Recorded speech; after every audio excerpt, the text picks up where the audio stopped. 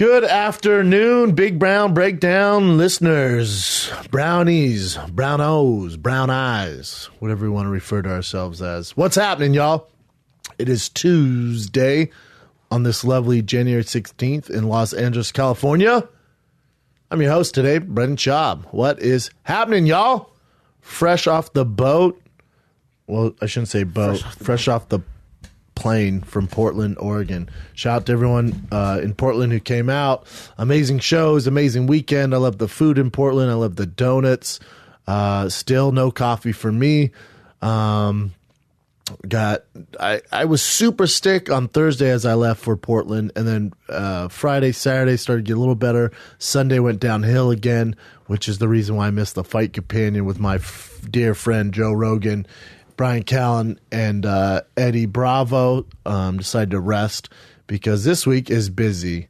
Just today we had a number of people in studio dropping some interviews.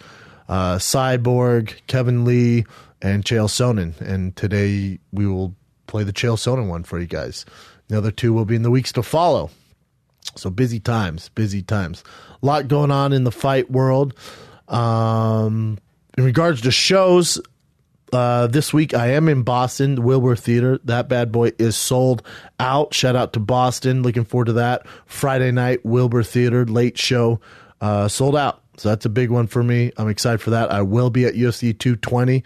Looking forward to Francis and Stipe and DC and Ozdemir. And then the next comedy shows dates will be January 31st, Denver. Comedy Works downtown. That is January 31st. It's a Wednesday night. The Thursday night show is sold out, so we added the Wednesday night. And then Friday, Saturday, February 2nd and 3rd, I'm in St. Louis. Then the end of the month in February, I'm in La Jolla, basically San Diego, at the Comedy Store for a Thursday, Friday, Saturday. Get your tickets now. tfatk.com. More cities being announced soon. I appreciate you guys, everyone who comes out. Appreciate you. So looking forward to being down in Boston. That being said, this past weekend we had a fight night. Not the most, iconic fight night, but there's some good fights. Chin, you owe me some goddamn donuts. Tomorrow, for sure. Okay. So you want to share with Brian, so. Yeah, I need 12 glazed donuts. Chocolate glazed donuts. Right. That's all it's called? Yeah, just the 12 chocolate glazed donuts from Voodoo Donuts, man. Because Jeremy Stevens defeated Do-Ho Choi, TKO in the second round, 2AT like I called. Mm-hmm. I did call that. I thought Stevens looked good. It's not a knock on Do-Ho Choi. I just thought when you play that game with Jeremy Stevens, it does not end well for you, and that's why I picked Jeremy Stevens. The rest of the card is pretty lackluster.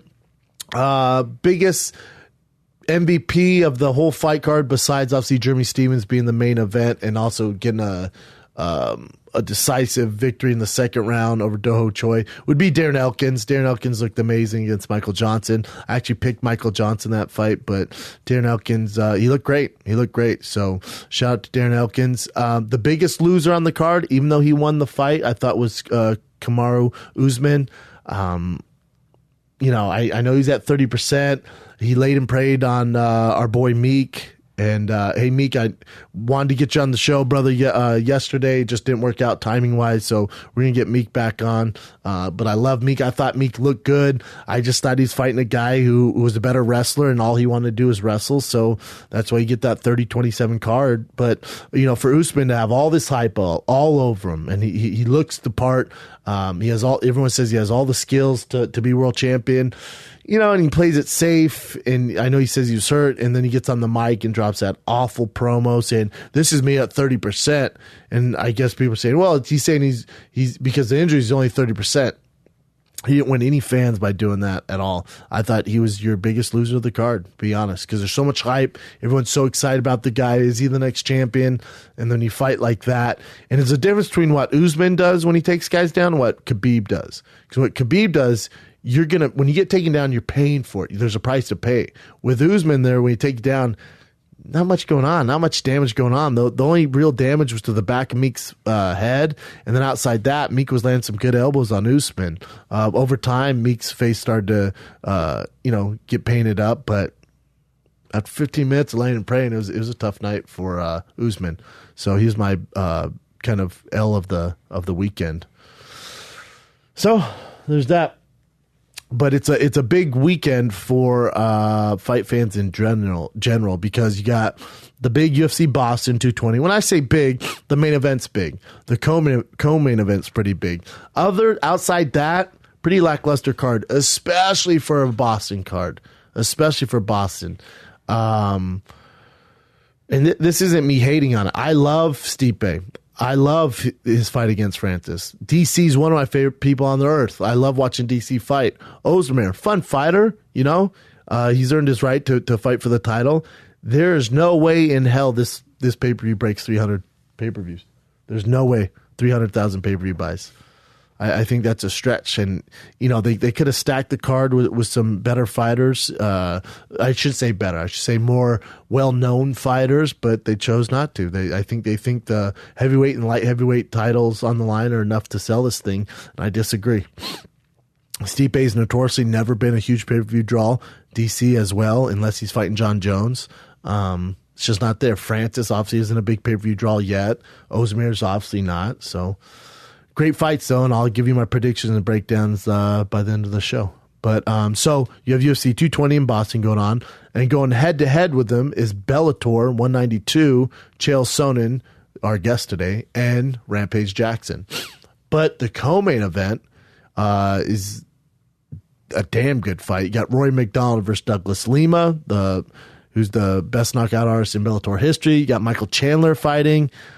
And then you also have the prodigy, Aaron Pico, is back at it at the Forum in Los Angeles, and that bad boy is sold out from what I hear. I think Chael says there's 400 tickets left, which is pretty cool. So Bellator and UFC going head-to-head. But one's pay-per-view, one's live TV. But just off the live TV numbers, I would say, you know, tip of the hat to Bellator as far as more views. But it's not pay-per-view, so it doesn't really matter. Should we jump into some headlines, Jen? What do you got? Sounds good. First one is... Give me a sec here. So UFC, that guy Dave Meltzer from MMA Fighting, he always does the number stuff for UFC and how they're doing. He said that 2017 is declining in viewership across the board. Yeah, have you seen this article? Points to the value of megastars. Yeah, because the UFC's business plan is all predicated off huge pay-per-view stars. And if you look at his numbers... And again, it's nothing against Dana White. When Dana goes, you know, it's the biggest year ever, it's our best year ever, it's just simply not true. It's simply not true. When you look at these actual numbers, it'll scare you a little bit if you're a big UFC fan, which I am.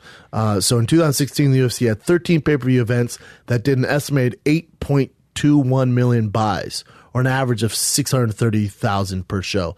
2017, the UFC produced 12, so one less pay-per-view shows that did an estimated, and remember, this is just one less, did an estimated 3.7. So the year before, 8.2 million. The next year, 3.7, which is an average of 300,000 per show. It's a 55% decline in total buys and a 51% decline in the average per show. So cut in half. Yeah. Those are horrible numbers. Those are terrible numbers. Think about any business. If you're a business owner, if you work for a business, imagine your business being cut in half. It'd be a nightmare for anyone. It'd be a nightmare. And obviously, it goes on to just highlight a major reason. One of those were the loss of McGregor fights, departure of Ronda Rousey, retirement Brock Lesnar. So, yeah, it's just, you know. I don't know. It's predicated off stars, and that's kind of the business model that they've built. So we don't have those huge stars. You're gonna have a down year. But the numbers are alarming. So that's why, you know, take what Dana White says with a grain of salt when he goes, "It's our best year ever." And then you see this like, well, if best year ever means losing 50% of your pay-per-view money and the gate, then yeah, I guess you're right. But it's a bummer. You don't want to see this if you're a fight fan. It sucks. What else you got, Jen? All right. Well, this article came out before he fought Uriah Hall. So this is Vitor Belfort. He said that if C's going to fight again after his last fight, they have to pay him at least $10 million or more. But obviously the Uriah Hall fight didn't go through because he couldn't make weight, or he passed out when he was trying to make weight. I'm confused. So hold on. So Vitor's saying to fight Uriah Hall, he won $10 million. No. So I'm explaining it badly. So this came out before the Uriah Hall fight. Oh. So he says that he will retire after that Uriah Hall fight unless the UFC pays him $10 million or more for the next fight. Oh, gotcha. But then so he's retiring. They're not paying him $10 million. What else you got? Basically. Yeah. And then after that, since Uriah Hall didn't make the fight, Vitor Belfort wanted his show money, but according to Dana White right now, they're not necessarily paying him that money. And the reason is because Vitor turned down a fight that night that they had planned for him. And then he also turned down a fight that they had planned for him in the Boston card if he was down to do it. But he still believes he deserves his show money because he was prepared for his fight. Yeah, I see both angles here. I think the UFC can afford to pay him his show money because he has nothing to do with Uriah Hall missing that weight. So I think you do pay him his show money. But also they went, oh, cool, man, we'll just put you on next week's card or put you on the Boston card, and he turned both those down. So they could give him, maybe, even if it's not the full compensation for his show money, you got to do something, because he did go through a camp. Yeah. He is banking on making some sort of money for this fight, which Uriah Hall just didn't show up for. Okay. And he was also saying he wants Michael Bisping for Bisping's retirement. I like in that. London. Yeah, I like that fight. That London card I think is it in March? February, March or April? Shows here somewhere. March 17th. March 17th. Ooh, day before my birthday. Which is a little too soon if you're a Bisping fan. He needs to rest more. What else you got?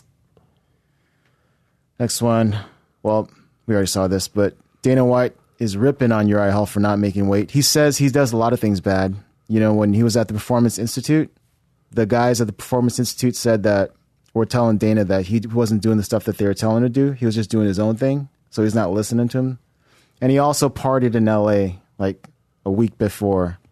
So Dana goes on to say, the guys at the UFC Performance Institute said he's what's the word? He doesn't take it serious. Yeah. He doesn't take his training serious. He doesn't do what anybody tells him. He does his own thing. A week before the fight, he went to L.A., was hanging out in L.A. in clubs and stuff, so not good. He texted me Sunday night. White said he's back in his room. Obviously, he's not good. If you don't cut weight in the right way, you don't get what you're supposed to do. This is what happens. He wants him to move up to 205. White, what I think Hall needs to think about is fight at 205. Fight at 205 or show up and do what you're supposed to do. There's a way to cut weight properly and safely. You need to start doing that. That's the way we encourage everyone to come to the UFC Performance Institute. All right.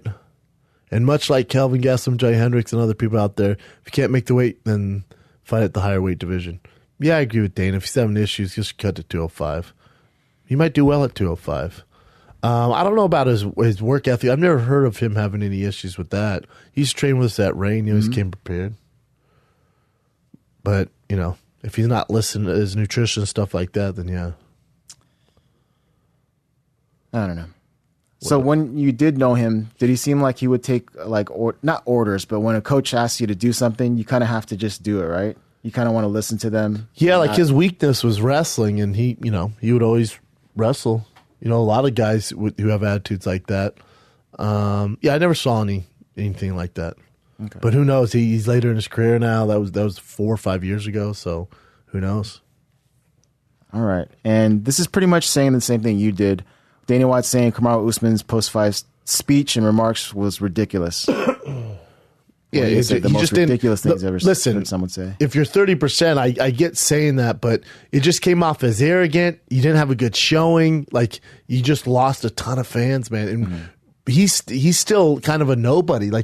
I know he's ranked in the top 10, but everyone's trying to get to know him. They're trying to see how good he is, and then when you get that, Yeah, and then you did mention how you weren't sure what he said about the 30%. So Usman did kind of try to clear the air. He tweeted out that he was actually at 30% health at the time. He didn't mean to say he was only giving 30%. But I'm guessing he has to tweet that, right? Yeah, he's probably getting so much shit, and it was just a complete PR nightmare because he lost so many fans. But all right. I mean, I like the guy. I have no animosity towards him. I just thought he royally fucked up on the mic. Yeah.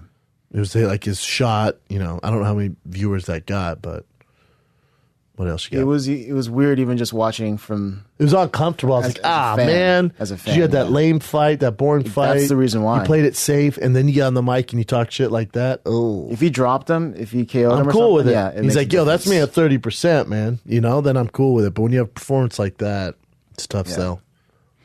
All right, next one. It says, first ever UFC show in Russia is booked for September in Moscow. Now, it says that staff at Moscow's Olympic Stadium, which has a capacity up to 35,000 spectators, confirmed the UFC booked the venue for September 14th or 15th. UFC has yet to announce. Yeah, but that's not till September. That's so far away. So far, yeah. So far away. So I can't imagine that they're going to announce Khabib versus Tony out there. I think, Khabib's going to do an announcement Saturday at UFC Boston. He's going to be ringside. So I assume they're going to do Khabib, Tony, but I bet it's Vegas or, it's not going to be that Russia card. Because, it's January, February, March, April, May, June, July, August, September. You can wait 9 months? No. Khabib's going to fight then. What they might be hoping is Khabib gets by Tony and they announce Khabib Conor September. Well, but I'm also under the suspicion is that might be a fight night. The time difference, usually when they're out there, a lot of them are fight nights out there. Because September 14th and 15th, is that a Saturday? We can check. Yeah, it's a Friday, Sunday, yeah.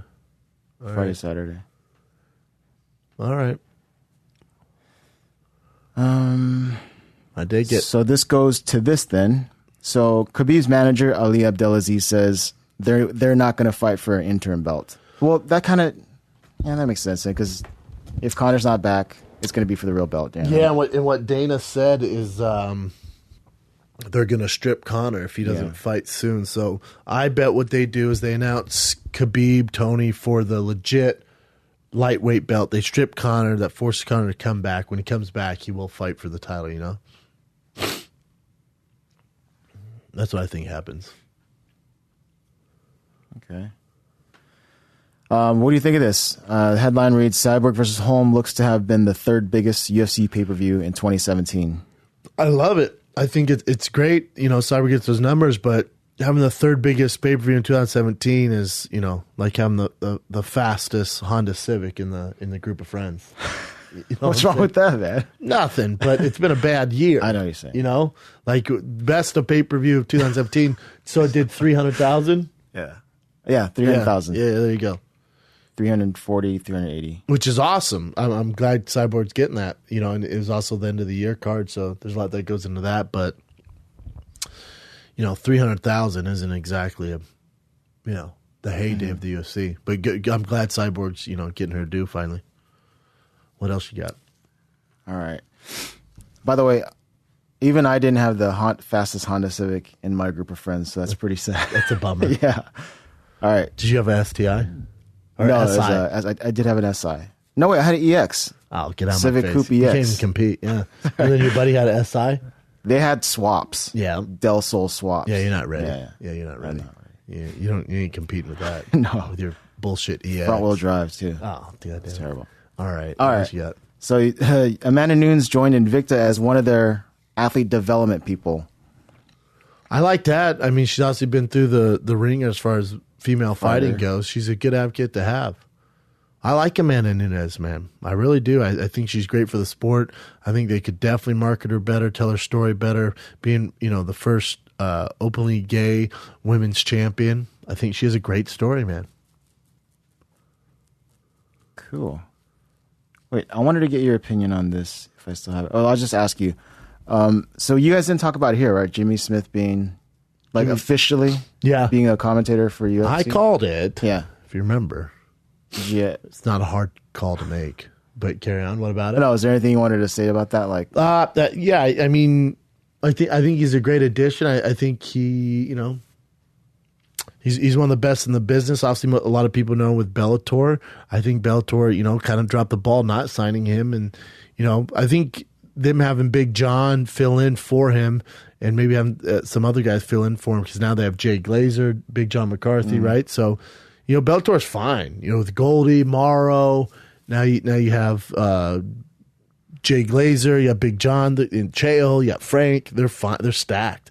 There's actually argument they're more stacked overall than the UFC is. UFC has all these guys, but as far as who pound for pound who does it better, I'd probably say Bellator has a better roster. I like Rogan, I like DC, but Stan's no longer there. I love Anik.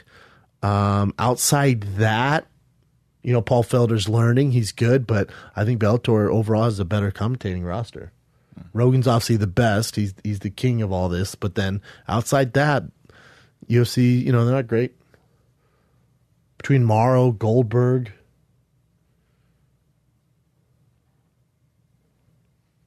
they're both doing fine. I think they're both good. Yeah. Yeah, they're all of them are good. Yeah. What else you got? Cool. This kind of points to what you said before. Tyron Woodley says that GSP will only return for a Conor McGregor fight. Correct. Simple as that. Yeah, correct. You'd be right, sir. It's the only time you're going to see him. Right on. All right, Josh Barnett. He doesn't trust USADA and won't settle, so he expects to just take on a 4-year suspension. What's that mean, won't settle? He's not going to fight it. Well, it's because he's guilty. He's not going to fight I it. love Josh Barnett. He doesn't believe he that. knows this, but what's there to fight? Doesn't trust USADA. All right, well, what's there to trust? He tested positive for, he's had a lot of hits in his career, but he's at the mercy of USADA, and to be honest, I don't trust him anyway, shape, or form. I've no interest to work with him to be part of the program. So he's just basically he's retiring from the UFC, which I think he was done anyways. One of the greats, for sure. He had an amazing career. He tested hot a few times, whatever. What else you got? All right, this is kind of related. Yoel Romero, you know how he popped for a tainted supplement? Yes, and we were all like, we knew it! And then it came out that it wasn't that bad. It looks like he's suing them. He's actually going to sue the tainted supplement company. Tight move. Did it say what someone complaint says? They did say it here. A Shred X? Yeah. Oh, trouble. Shred RX. Shred RX. What kind of money he's going to get? Because I was going to win. So the actual company is called Gold Star Performance. I've never heard of them. Neither have I. I don't trust a company called Gold Star Performance. Either way, good on him, man. Because when he does positive, we're all like, yes, we knew it. But I still stand by that thing. I think they take these supplements purposely. yeah, Yeah, they just find as a out that cover they up. have it, and then they just But now they he's trying take to it the way sue it's him. supposed to Now do he's it. trying to sue him. That's just the way of looking good. You might be right. I don't know. Cover up. You might be right. We'll see. Probably more guys do that than not. What else you got, sir? This Dana White says, and Cyborg was just here, but Dana White says UFC is working on Chris Cyborg versus Amanda Nunes because it's the fight everybody wants to see. I don't know if it's the fight everyone wants to see. I like it. I'm not begging for it, but also, I don't know. You guys will hear the Cyborg interview when we release it, but there's not a lot going on there's not a lot of opponents for Cyborg. I can't, for the life of me, get why Amanda Nunes wants this fight. Stylistically, I just think it's a nightmare of a matchup for her, but hats off to her. I'm a huge Amanda Nunes fan. Cool. That's basically all the events. We already know that Jay Glazer just joined.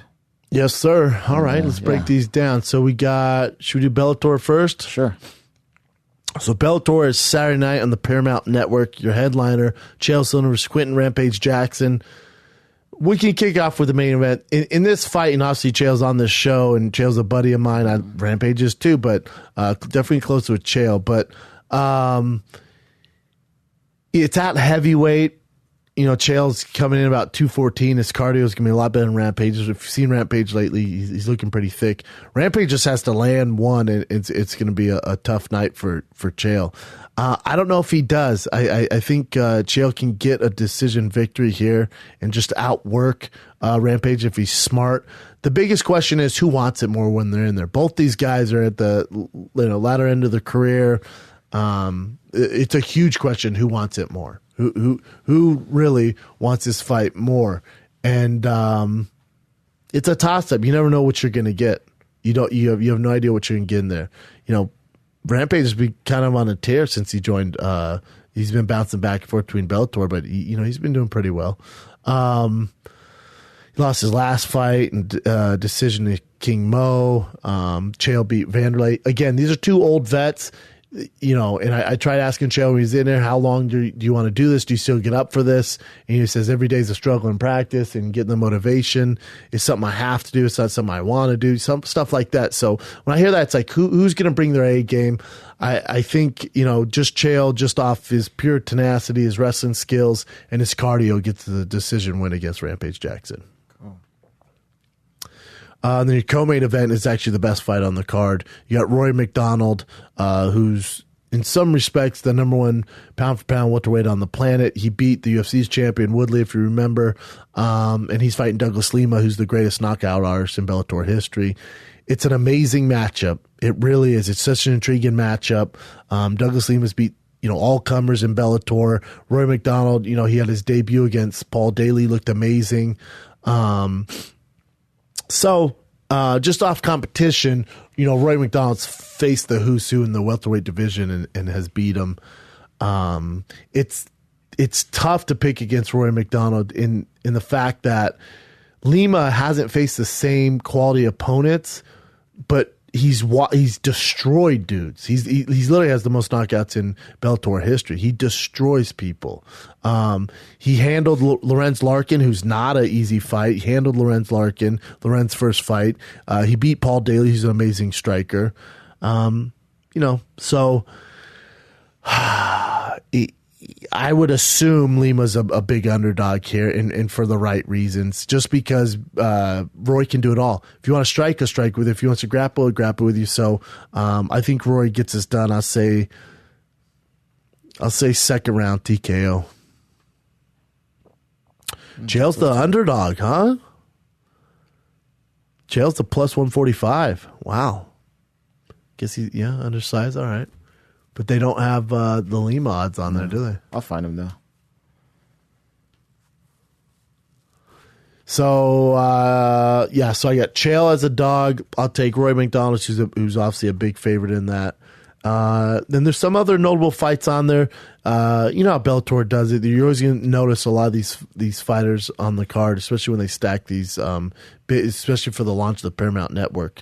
You got Aaron Pico, who's kind of the biggest prospect in mixed martial arts, UFC, Bellator, Invicta, whatever you name a league you want to name. Aaron Pico's your biggest prospect. He's coming off his first win. He had his first fight in Madison Square Garden at Bellator, which he was kind of embarrassed. He lost, but he's young, so he is 1-1. He's fighting at 145 now, and his last win against Justin Lin was a vicious knockout.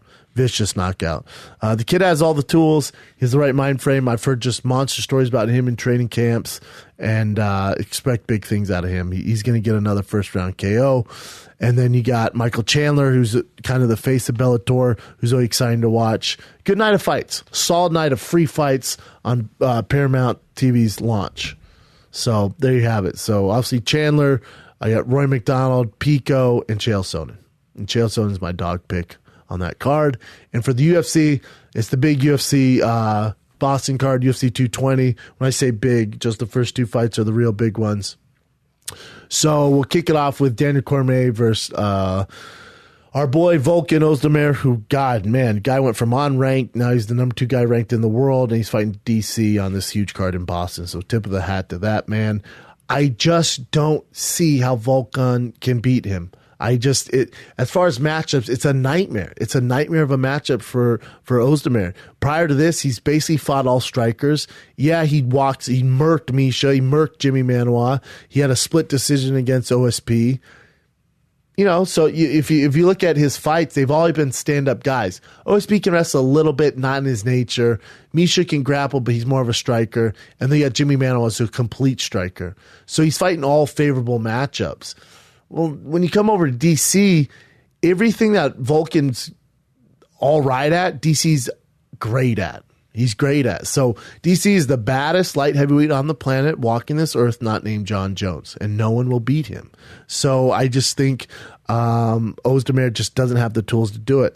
I know he has a puncher's chance, and I get that, and he's walked through these guys. Those guys have all been, they can't hold a candle to what DC's resume will show you. So I think DC will get, I'll say, second round submission. I think he takes him down. I think Ozdemir gives him his back, and he chokes him out. In the main event, have you seen the odds on these yet? Yeah. Let me see the odds. Kind of close. You got Francis at minus 175, Stipe plus 165. For a heavyweight fight, that's pretty freaking close. That means they don't know what's going to happen. DC basically minus 300. That's fair. So Francis and Ngannou over Stipe. Everyone's scared of Francis. He's this boogeyman. He's knocking out everyone. Well, remember, all the guys that Francis has knocked out, Andrei Arlovski, long in the tooth. Alistair Overeem, long in the tooth. Been knocked out more than anyone in the UFC. I'm not downplaying how much of a monster he is. What I'm downplaying is Stipe has knocked out more impressive opponents. Stipe knocked out Andrei Arlovski. Stipe knocked out Alistair Overeem. Stipe knocked out Verdum. Stipe knocked out, destroyed Mark Hunt. So you just look at his resume. He's beat Junior Dos Santos twice. He's beat Gabriel Gonzaga. He beat Roy Nelson. If Stipe were to pull this off, be an underdog, and if he were to beat Francis Ngannou, he's your best heavyweight of all time. And if he could get that Kane fight after this to cement that and make it very clear that he's the best of all time, that would do it. But even without that, I think if you were to get by Francis, he'd be your best heavyweight fighter of all time. Hands down. You look at his resume, beaten Junior Dos Santos, Mark Hunt, Andrei Arlovski, Fabricio Verdum, Alistair Overeem, and now Francis, who's just this unstoppable force. We don't know how he's going to win. That being said, I don't know how he's going to win. I have no idea how he's going to beat Francis. We really haven't seen a chink in Francis' armor. The only thing, if you're a Stipe fan, you can go, hopefully you can drag him in that third, fourth, fifth round. Getting to that third, fourth, fifth round is going to be a bitch. It's going to be a bitch. It's going to be tough to get there and not get freaking starched. And one of the reasons why this fight scares me for Stipe is Stipe does get hit in the Junior Dos Santos fights, in the Overeem fights. He does get hit. So, but that being said, he avoids the big hits, and guys against Mark Hunt, Andrei Arlovski, Overeem, Verdum, all these guys hit hard. Junior Santos hits hard. He got through that. I just think Francis actually hits harder than those guys. And Stipe does come in on a straight line. He goes north to south. You don't see a lot of angle changes from Stipe when he's engaging. What else bothers me about this fight with Stipe is Stipe doesn't use his wrestling a lot. Name the last guy that Stipe tried to double leg. Name the last guy that he's ankle picked. He likes to strike. He likes to make it a grind, get an underhook, a dirty box, knock you out from outside. All his finishes are KOs. All his finishes. He just beat the brakes off Mark Hunt for 5 rounds, TKO. But other than that, most of his knockouts are standing. So you're not getting a lot of wrestling, a lot of submissions from Stipe, which is alarming to me because I think with Francis, he hits so goddamn hard, you don't really get to make mistakes. And I think Stipe does make mistakes, and he goes north to south. He doesn't go east to west. He doesn't use a lot of head movements, and he doesn't really throw kicks or mix it up, takedowns or strikes. He's either striking or he's taking down, but he doesn't mix those two up. And for a guy like Francis, it's easy to defend. And I think it's just a matter of time, over 25 minutes for Francis to catch Stipe, unfortunately. So I will go...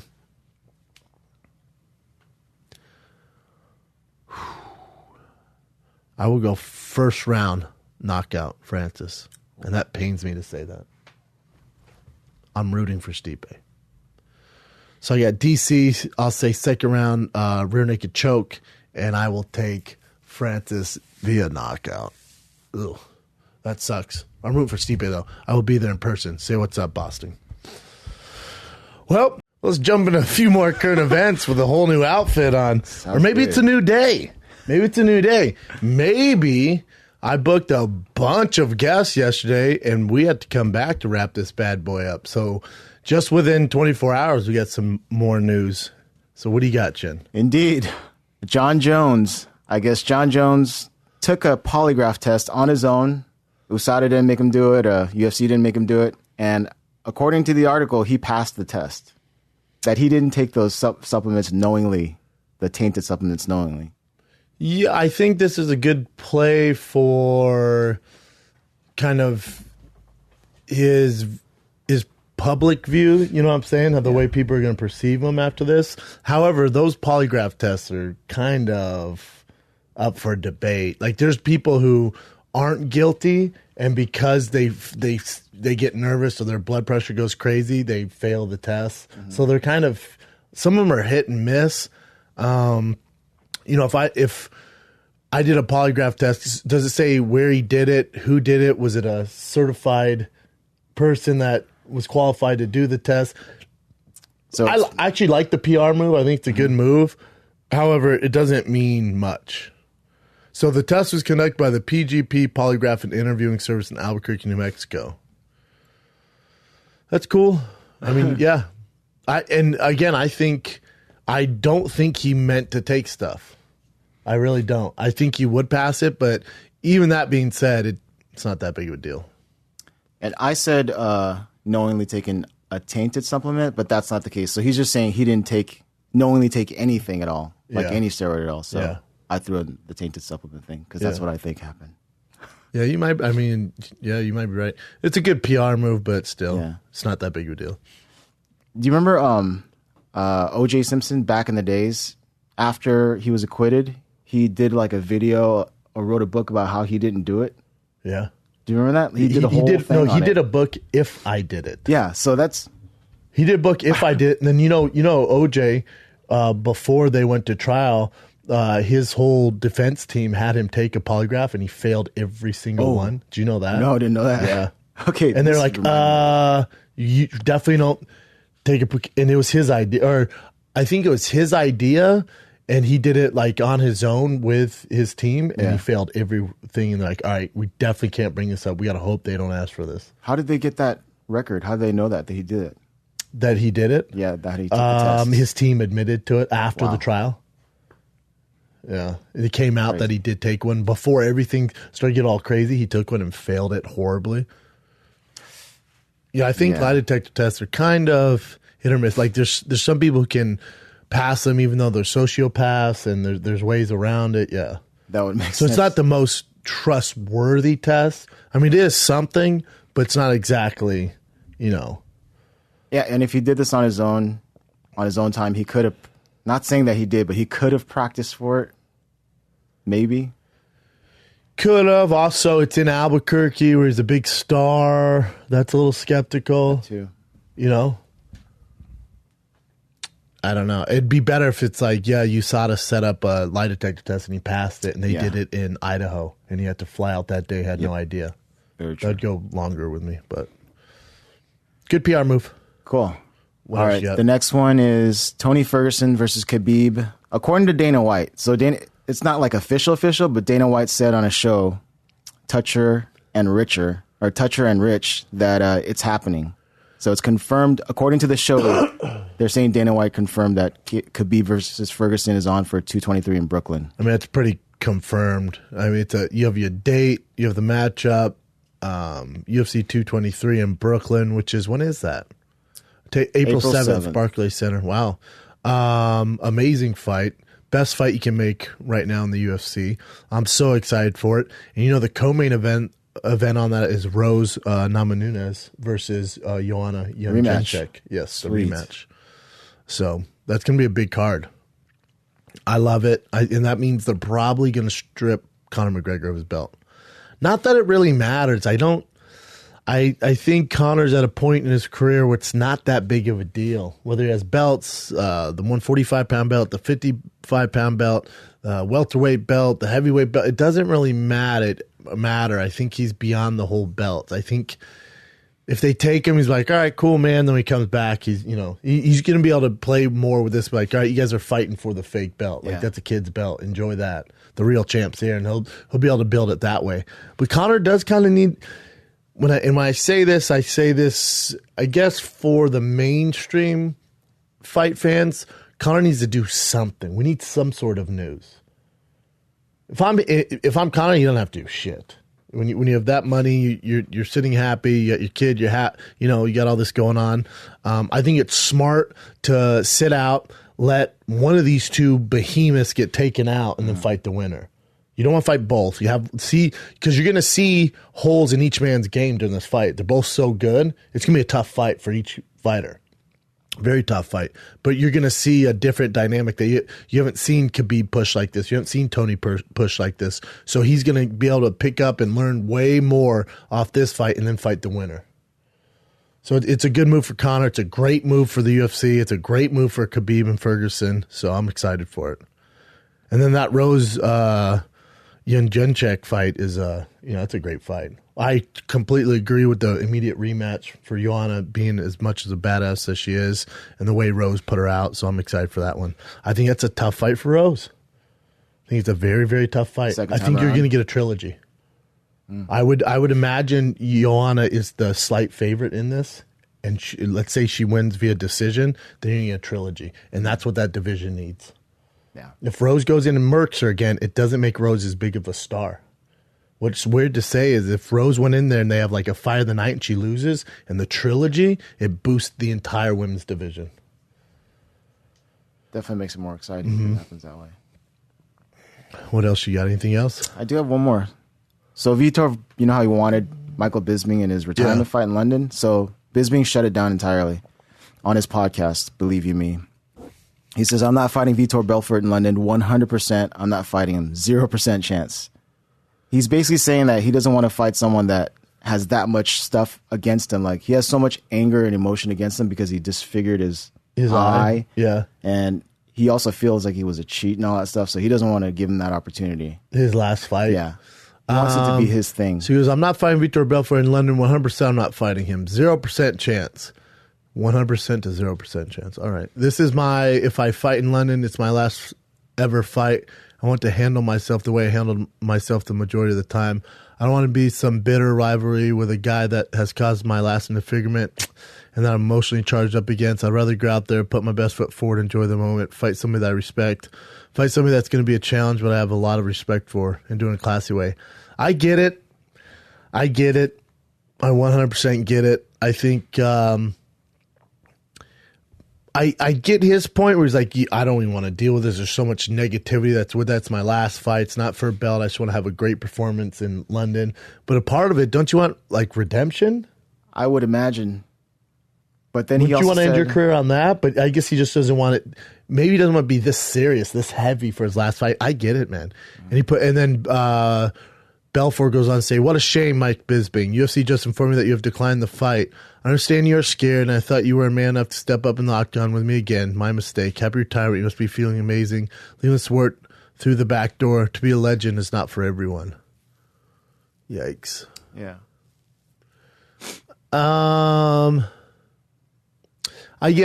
get both points. I thought the fight made sense. I didn't like how soon it was in London. I'd like Bisping to fight towards the end of 2018 just for rest and let him just keep doing his stuff in entertainment right now. Especially coming off those 2 knockouts back to back. I understand why Bisping doesn't want to fight him. I get it. If you did though, like with this Vitor, do you give Mike Bisping a good chance? Or yeah, Mike Bisping would be a big favorite. That'd be such an awesome story if you did that fight. I know. It'd be an amazing story, especially for Bisping's career. You know, he fully redeemed himself over the Dan Henderson vicious knockout. He fully redeemed himself off the Luke Rockhold knockout, or submission, I should say. He fully redeemed himself, you know, off all these fights. And he had a chance to do it with Belfort, but he just doesn't seem interested. And I get it. I'm not mad at it. I'd like to actually see the fight, but I 100% get it. Cool. Is that it, my man? That's it. You want to do some fan questions? Shin brought Voodoo Donuts today because my boy Jeremy Stevens got me that knockout over Dan Ho Choi. Damn you, Duho. Duho Choi. Duho Choi. What'd I say? Dan Ho? No, I said Duho. Did you? Yeah. We'll rewind it I don't later. know Dan. I just want to hear Dan. All right. No way. All right. But you did bring me my favorite voodoo donuts. Yeah. There's a lot of them. They need to put some sort of layer in between them because they all get stuck together. It's all good. We messed around. It's all good. Well, ladies and gentlemen, today I've won the baddest man on the planet. You might know him from his reality show with Donald Trump. Maybe you know him from fighting the UFC. Maybe you know him as the Lance Armstrong of mixed martial arts. Maybe you know him from his podcast. Maybe you know him from being the main event this weekend in Bellator. We have the one and only American gangster, Chael Sonnen, who's one of my favorite people in this business, one of my favorite people walking this earth. I'm glad to call him a friend. So, ladies and gentlemen, without any more words, Chael Sonnen. All right, ladies and gentlemen, this man probably doesn't need an introduction. You guys, tell him anyway. Tell him. Give it to him. Let him know. It's Chael Sonnen, the baddest man on earth. That's true. That's true. It's a fair statement. And you, you're getting back in it. You're fighting Saturday at the Forum, January 20th, against Rampage Jackson. That's right. All correct. All correct. Heavyweight tournament, nonetheless. I know. Yes. Yeah, you're in the heavyweight tournament. Yes, we're kicking things off. So they're doing a Grand Prix, 8 guys. So essentially, this is a quarterfinal round. Straight line bracket, which I appreciate. I mean, even the Ultimate Fighter, which should be a tournament, but they'll move that bracket around. It's a right, tournament. if you meet your teammates or whatnot, then they switch it around a little bit. This is a straight line bracket, so everybody that advances just fights the next guy to advance. And that's it, but it's put me in a weird spot. Like, okay, take for example, somebody asked me, well, if you win this fight, are you going to call out Fedor? You know, you guys have some heat. And it's like, well, no, that's... If I advance and Fedor advances, we fight. And if one of us is eliminated, we don't fight. Yeah. So, but the same thing kind of goes for Rampage. I don't really have heat with Rampage. He got drawn, but I don't even feel the need to try to, it's just not there. It's a tournament. What am I supposed to do? It's a tournament. I think it sells itself. A fight. I think all the matchups sell themselves. You don't really, obviously you're known for being a talker and selling fights and stuff. I don't know if you need to against Rampage Jackson. I'm also curious, how did Scott Coker come up with the matchups? Like, why you and Rampage first? Why Roy Nelson, Mitrione first? Fedor, Frank Mir, It looks like it's not seeded to me because I would have to put Mitrione in the finals. I mean, if he wasn't doing a tournament, for example, and just traditionally, okay, I'm going to grab 2 guys with the best records or the best draw, whatever it was that goes into that, the politics of that, I would have to assume Mitrione's half of that fight. And then who's going to fight Matt? Well, maybe Roy. I mean, Roy beat him before. True. So... that one's a tough fight right out of the gate. And then I think super tough fight. Even if you look over here at Mo and Bader, Bader's a sitting champion. Mo's the number 1 contender in the division, but they're fighting in a different division, so the title's not on the line. I mean, that's an interesting one as well because it could likely have to happen down the line. Bader's my dark horse. Bader's my dark horse in this. For sure. For sure, and I don't even know if I think he's a dark horse. Well, I mean, he's got to get. He's undersized. Mo. Yeah, he has to get by Mo, and then Roy Nelson and Matt. Matt would be a tough matchup for him. And then you get on the other side. There's some big boy, even for you. Like when I saw this, I went, God, Chael's doing heavyweight, huh? Because Frank Mir's a large man. So let's say you beat Rampage Saturday night. Frank Mir beats Fedor. Frank's a big dude for you to take on. For sure. Yeah, and then, what Frank are you going to get? One of them's the baddest dude in the world, or if you remember last time he took a layoff, and I know that was a motorcycle injury, but all the same, it was a layoff. It took him a little bit to kind of get his feet back under him. So it's hard to say. And I'm not on board with writing Fedor off yet either. No, he's still dangerous. It's still Fedor. Yeah, he's still dangerous. Even his fight with Mitrione, and knock each other down. It was just goofy. So.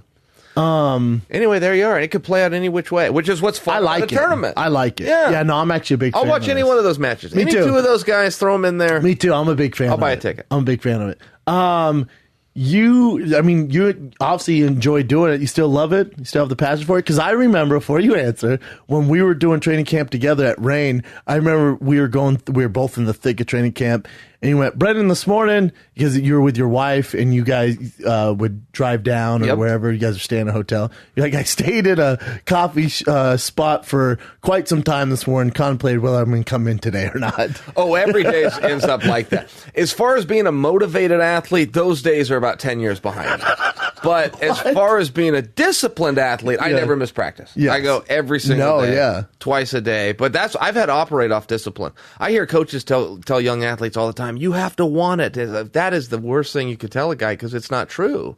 A guy can still have more points than the other guy when time runs out if he shows up and goes through the process. He's not always going to want it. No, he's just better. Don't tell a coach he has to have an emotion. No, sometimes he's just better. That's right. I know some NFL guys who hate playing the game, but they happen to be really good at catching footballs and throwing footballs. They get paid a lot of money to do it. If that's the sport that you play or that's the job that you do, you got to get up and you got to go to work, whether you like it or not. I don't know where that came from. I'll never tell my kids that, to go have fun and it's about fun. I don't know anything about fun. It's just something you have to do. This is necessary. This is what you're going to do. It's necessary. So, for you, how do you think you're going to do it another 2 years, 3 years, 5 years? I've never put an expiration date on it, but I mean, if I can win fights, I'm going to keep on going out and doing fights. Yeah, thank you. So I'm on a win streak right now. Yeah, 1. Yeah, that's right. You beat Vanderlei. But it's still 1, right? That's a streak. I'm not going out on top, man. I'd rather be you than Vanderlei. Face down and embarrassed. Yeah. That is how this will end. I don't want to have any regrets. So I think sticking around. I think you had that quote. You said everyone's career ends the same way. Everyone gets embarrassed somewhat one way or another, yet they end up face down. Yeah. And it's true. No one walks away without being embarrassed at least once. Yeah, for sure. I could only look at, I guess you could go to Lennox Lewis.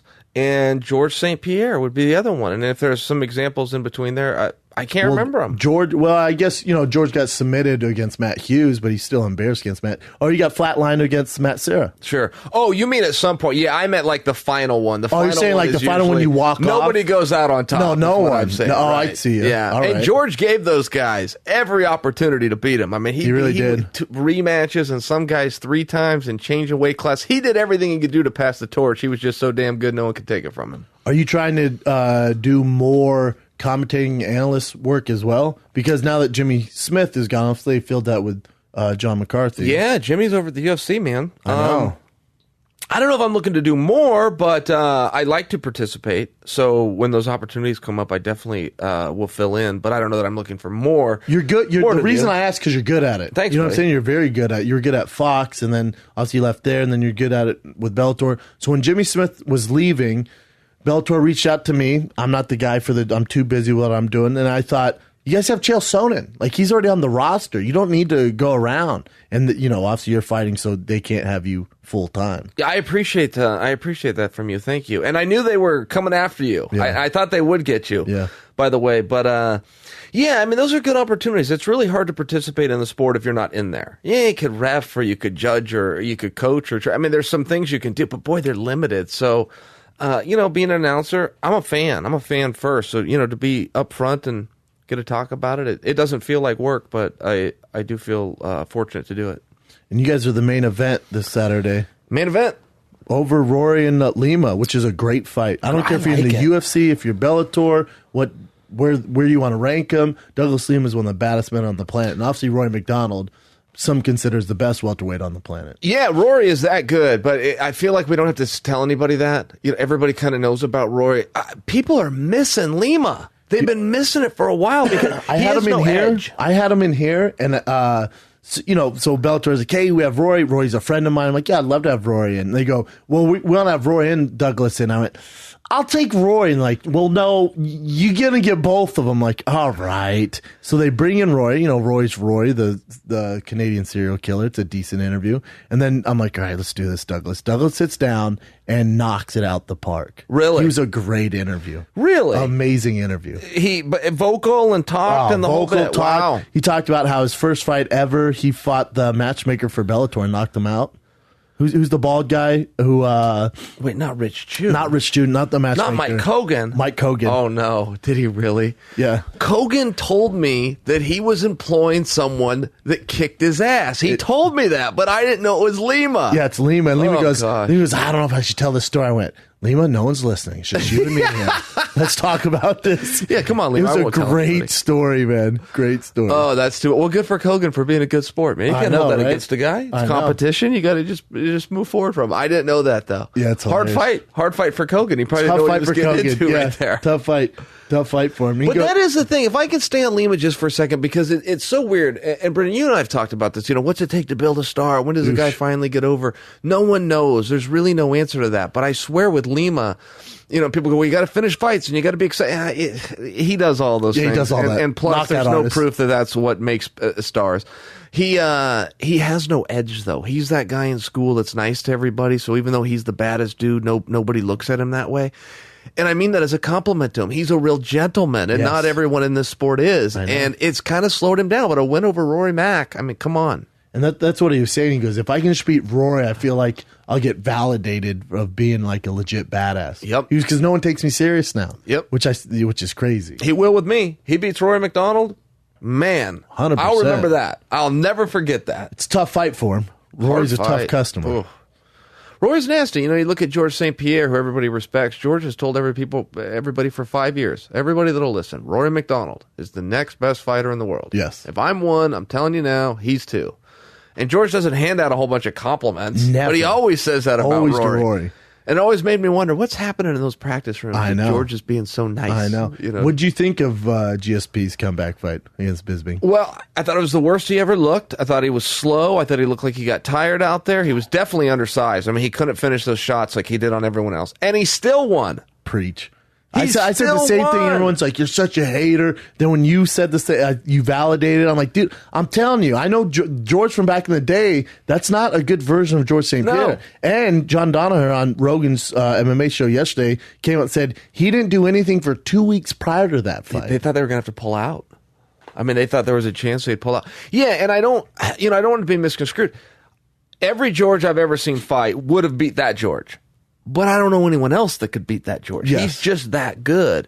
And, there's a gap between GSP and the rest of the world. And that's what we saw. I thought it was a great fight. I had a ton of fun watching it. Me too. But I did think, hey, no more 185. And I know that was speculated. Well, he doesn't want in there with a Jacare or Romero. He kind of handpicked Bisping. That's okay.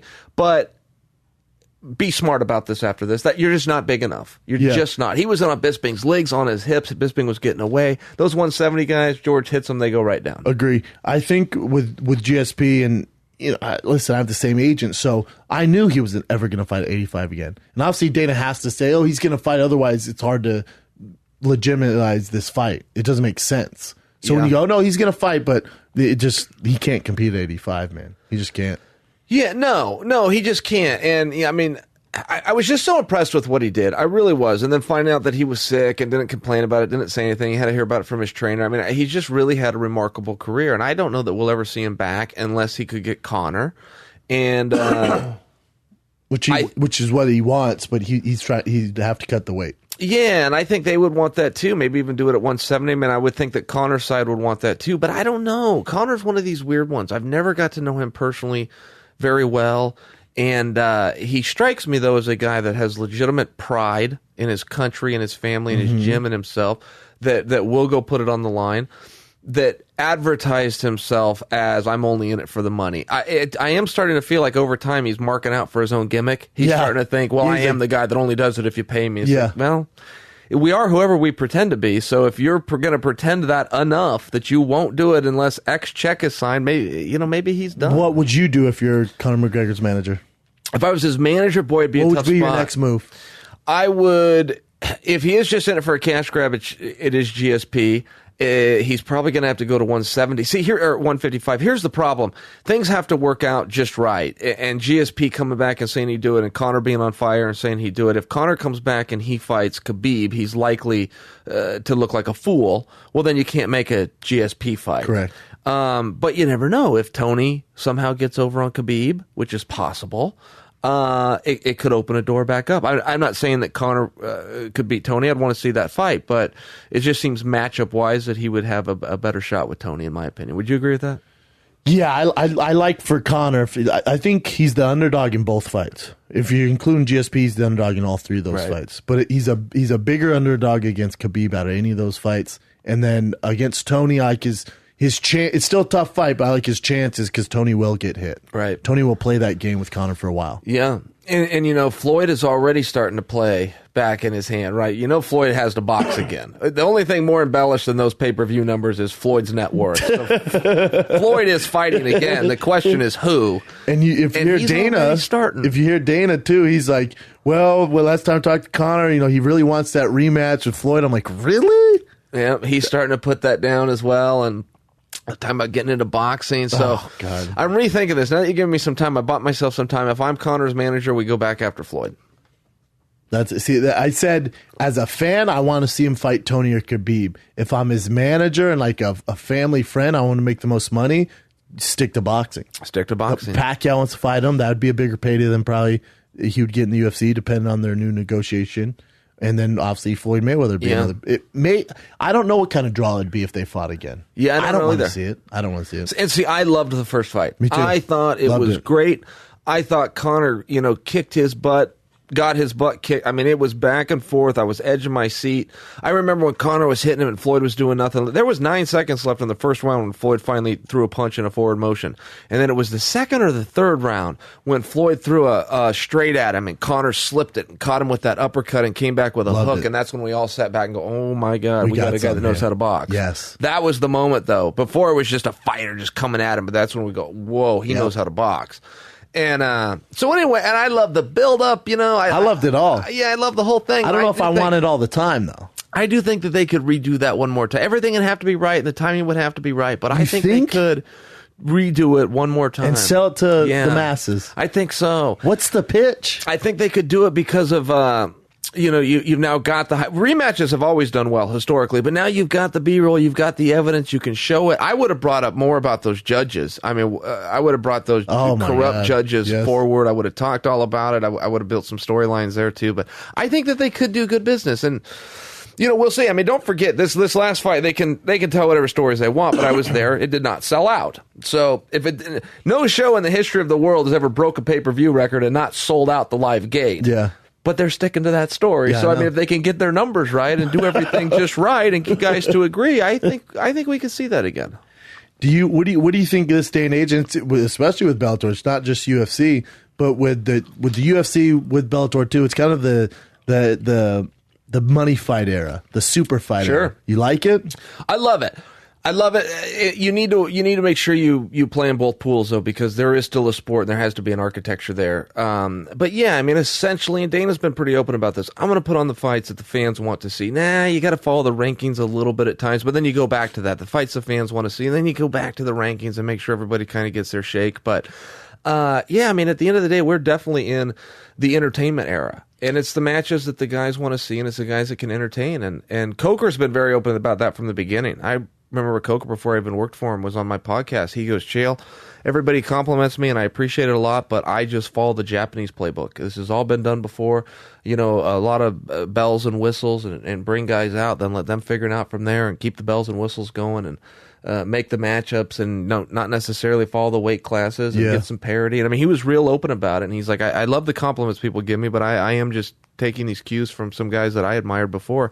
Dana's been pretty open about it too. He recently told guys what I think is recently a Sunday, after that pay-per-view event or UFC event on Sunday. He said, promote yourself. You guys want to be big stars, you keep coming to me, go promote yourself. And it just speaks to your point that yes, man, this is the entertainment era. Here's the only problem with the entertainment era, Chael, is I feel like it's short-sighted because you're not developing these other, they might be very good fighters, but because they're not these huge draws that, for whatever reason, we don't know what makes a guy a draw. But if they're not the huge draws, then you have a year like you had last year where it's your worst year in business, even though Dana says, best year ever. Right. And then we see the numbers like, well, that's just simply not true. Sure. Because their business model and Bellator's business model is based off of superstars. Yep. So when your superstars like Ronda, Brock, Chael Sonnen, Conor McGregor decide to leave or not fight, then you're kind of sitting ducks. You got trouble. Yeah. Vince McMahon, his son Shane wanted to buy the UFC at one point, wanted to buy Bellator at one point, wanted to Strikeforce. Vince had made a statement, and he said this cannot last because you cannot build a star if you cannot control the outcome. and that's why he passed. And he is the best promoter ever. Yes. And a lot of people think it's Don King or Scott or Dana or something, but no, it's the guy that's taking a fake product, telling you it's fake, and selling out arenas. Correct. That's the guy that's the best promoter. Year after year after year. Year after year. Yes. Vince McMahon said I could sell out Madison Square Garden to watch a wrestler take on a mop if I had enough time to promote it correctly. And he could, Yes. right? He could tell the story. So the point is, I think that you have to listen to that and to what you just said. Yeah, you're going to have those down times. And is it short-sighted, or do you just strike while the iron's hot, keep some in the reserves for the downtime? I don't really know the answer to that, but we have seen it. We've even seen it in wrestling before. We've seen, when The Rock and Austin all left at the same time and Hogan hurt his leg and boom, all of a sudden their ratings were down. And they started over and they came back. So we have seen it before, but you're right. And not every Saturday is going to be a home run, that's for sure. And you think it's just more of a product, someone's going to come? It's just the ebbs and flow of sports? I think that's right. It just seems like somebody just keeps coming. I mean, I lived through, and this was a big example for me, but the biggest draw was Randy Couture, followed by Tito Ortiz. Randy retired, and Tito Ortiz got in some contract dispute with the UFC, so they were both gone. And the UFC took a guy who had a record of 8-4 and fangs on his mouthpiece named Andrei Arlovsky. They put him on top of the bill. He was, as world champion, paid 18 to show and 18 to win. Jeez. Sold out there. Now, this is when I debuted. This was at the Mohegan Sun in 2005, which is one reason I follow it so close. But sold out the arena. His total was 36,000. They gave him Paul Bontella, who bless his soul, but never should have been in a world title fight, let alone main event in a major card. And that's how they did it. But they created this guy overnight. Nobody knew who he was. And the reality is his record was 8-4. It wasn't even great. They just took a look at him and said, we got a marketing machine. That guy looks like he was carved out of clay. We're into the mouthpiece. Grab him some pit bulls and a camera and let's go from here. Yeah. So yes, they can build stars very quickly. I didn't know who Ngannou was 5 months ago. He's still not a star, though. He's still not a star, but to the point, it can go quickly. I guess that's all I'm saying. It can go quickly. Who's the guy you ended up in a dust-up with? You were cool about it and apologized. He cleaned up Cerrone. He came after you because you simply said, I don't know who you are. Oh, Darren Till. Darren Till. But see, I was in the same boat as you. I had the foggiest idea who Darren Till is. Me neither. Now, I can't wait to watch Darren Till fight. Now I'm on that train. Any stock of 2017, I'd say his grew the most. Because I was in the same boat as you. I don't know who you are. 2, I cannot wait to watch you fight. Yes. I actually, I started to get all these DMs. People were tagging me in these comments he was saying, just, talking a bunch of mess about me, and rightfully so. I get it, man. He was a fan of the show. He listened. He's like, what the hell? Sure. So then I hurt his feelings. I know. I DM'd him. Dude, I apologize. Cowboy's a personal friend. I don't know why he's taking this fight. And he goes, it's all good, man. Sorry. You just caught me at the wrong time. He goes, just watch. All I'm telling you is just watch. Yep. And sure enough, I watched, and now I'm the biggest Darren Till fan. He stuck to that. I called him right after his fight to have him on my podcast. There was an international reception, so I didn't get him, but I just personally, had him on the phone. I go, hey, that fight surprised you? He goes, Chael, not at all. He said, I do that every day in the gym. I knew it was going to happen. And he goes, and I am not trying to be a jerk. This was private. It was just us. He goes, I'm not trying to be a jerk, but no, that did not surprise me at all. I buy it. Me too. And it's a rare skill set. Now it's tough for him to get a fight. You saw that Gunnar called him out. Yes, Gunnar. Fun. I like that fight. I'm in. Tough fight for Gunnar. Very tough fight for Gunnar. Respect to Gunnar. And then, of course, Mike Perry. Right, they're going back and forth. Perry's always fun. I love that. That's a tough fight for Perry. I would love to see him against Kobe Covington. Sure, anybody at this point against Kobe. Any of those young guys. Usman called out I thought Colby. Yeah, I saw that. I thought Usman stock went down majorly. Really? After Sunday, yeah. A lot of people said that, including Dana. Yeah, I thought his stock went way down. Because you thought it was a boring fight? I thought he looked bad. I thought his fight was okay, and then his post fight speech was god awful. Yeah, that sunk I'm him. 30%. That, and I get it. Maybe his health is 30%. Sure. And I still did that. I just think, there's kind of this weird. You almost had the Francis thing without the knockouts. You had this weird boogeyman cut type of thing going on, and then we actually see him fight. I was like, he's gonna be in trouble down the road. Yeah, I want to say that was his 7th win in a row. Yeah, Yeah, which is incredible. Well, you win 7 fights in the UFC in a lifetime. You had a good career. Yeah, you're killing it. I think he won 7 in a row. But, yeah, we'll see what happens. You know, it was the point that you first brought up. Is it right to build guys or purely go off of their records? I can remember when Matt Brown was on 7 in a row, and, you know, he never got his opportunity, and he was on fire. And there are some of those guys that just slip through the cracks. There's a littler guy named Dennis Bermudez. He had won 7 in a row. Love Dennis. Yeah, you probably didn't even know that, though, that he won 7 in a row. Know. Okay, you I did know because he's a monster. He's a I used to train with him. Yeah. He won 7 in a row, and someone's like, God, when's he going to get his due time? And then he ended up losing. Yeah, in fact, he is the last guy to beat Max Holloway. A lot of people think it was Conor McGregor. Oh, it yeah. wasn't. It was Dennis. Yeah, but I mean, that's how good he is. And some guy, and he's got the look. I know Dennis because Ryan Parsons was his coach. Yeah, and Dennis has the look though too. He looks like a maniac. I know. He's put together. He's everything Speaks you would well think for a star. Yeah. And perhaps someday will be, but the timing just didn't line up. So do you think it works like that? Like some people, like Tony Ferguson, for example. I love Tony. Has all the skills in the world. But there's something there that just isn't connecting. He's been in the UFC. He's Ultimate Fighter winner. Yep. He's been in the UFC for 7 years now, and it just hasn't, even though he's champ now, but it just hasn't connected. I don't know if there's like that kind of signature win or what it is to make them superstars. Yeah, I don't know. Either they have it or they don't, I feel like. Yeah, that's right. And I don't know either. And sometimes it is a slow burn. I mean, I use Chuck Liddell as an example, but Chuck was in there for a long time. God, he was buddies with Dana. I mean, every insider thing you could have and outsider thing. People thought the Mohawk was weird. They thought he was weird. Over time, people were dressing up as Chuck for Halloween. You know, the very thing they didn't like about him, then they wanted in their own life. You know, they were putting him on commercials because he was so recognizable because of the haircut. I use that as an example, but Chuck wasn't a star until he was, and you don't always know. I mean, Cormier's another guy, does everything right. Look at Stipe. Stipe's a firefighter. And if he wins Saturday night, you could list him as the greatest heavyweight of all time. Yes. Another underdog fight, he wins. You know, besides Kane, he's beaten everybody. Yep. Handsome, skilled, young enough, world champion, firefighter, grounded. I mean, he's a grounded individual. Nothing. But he shows up to work on Monday. Nothing. No. But some guys need that yin and yang. You know, to go back to Cormier, Cormier can't draw flies unless he's fighting John Jones. And then all of a sudden, and that's not just, it's John Jones. No, John doesn't draw big numbers, but you put them together, everything's right.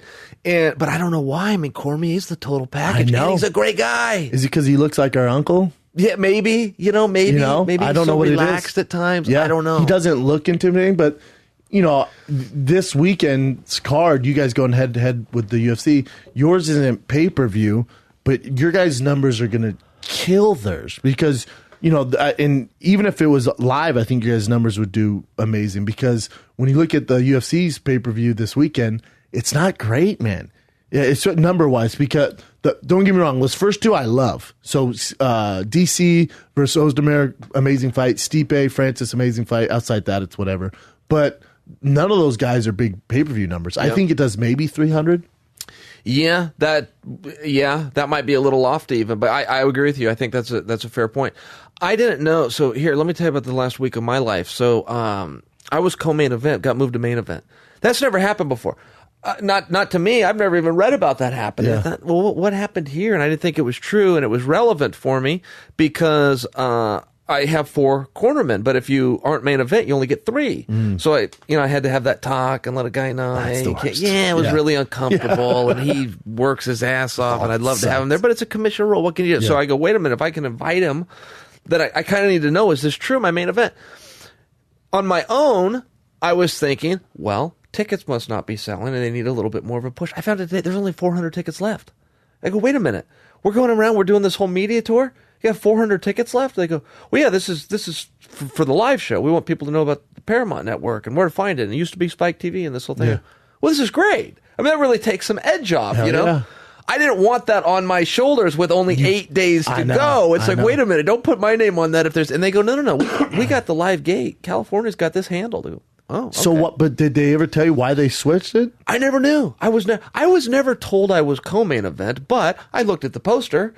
You had the champs on top in big pictures, and you had me and Rampage underneath them in small pictures. That's how the sport works. Yeah, that's how it works. Yeah, so when I saw that it was main, I even had to make a call and go, hey, is this right? So I don't have any story for you there. Well, and what I thought, the tickets, I was wrong. So I don't know. No, I figure it'd sell well. I mean, it's a big card, but you and Rampage. I mean, obviously Roy's a big name, and then Lima's going to do his thing. Big opportunity for Lima, but it's a good night of fights, man. It's a good night of fights. I'm still into this Aaron Pico. You know, he's only he's 1-1 now, but I'm a fan. I said this. I was doing the commentating when you were fighting Vanderlei in New York, and when Pico came out, I said, win or lose tonight, this kid is MMA's version of LeBron James. Yep, he is an absolute monster. Yep.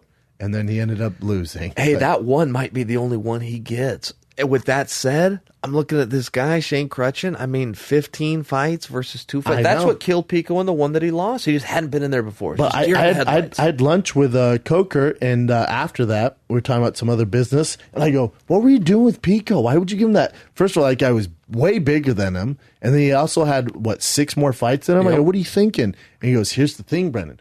We offer that fight to even more experienced guys than that guy. No one will fight the kid. No one would take We can't get anyone to fight him. He goes, this is the only guy that would do it. And he goes, and Pico actually wanted to fight even tougher guys. I've never seen anybody debut that I can ever recall in this sport's history with a bigger presence, a bigger expectation than what Pico had. You know, and I think it's probably good if you're get that off your back, man. Get that one behind you. And his first fight is Madison Square Garden. Yeah, he's walking down, I was like, "Jeez, man!" Right. But the stories I hear about that kid from T.J. Dillashaw, from D.C., all these people just tell me what kind of monster this kid is. I would love to see he and Dillashaw spar, and I got some word on that from some guys, and it was good. Dillashaw was getting him, but it was good. Yeah. And Dillashaw is a rare talent, man. And especially in training. He plays for keeps. Yes. Dillashaw is good. See, and that's another thing. You know, you were talking about stars earlier, but Dillashaw was never a star.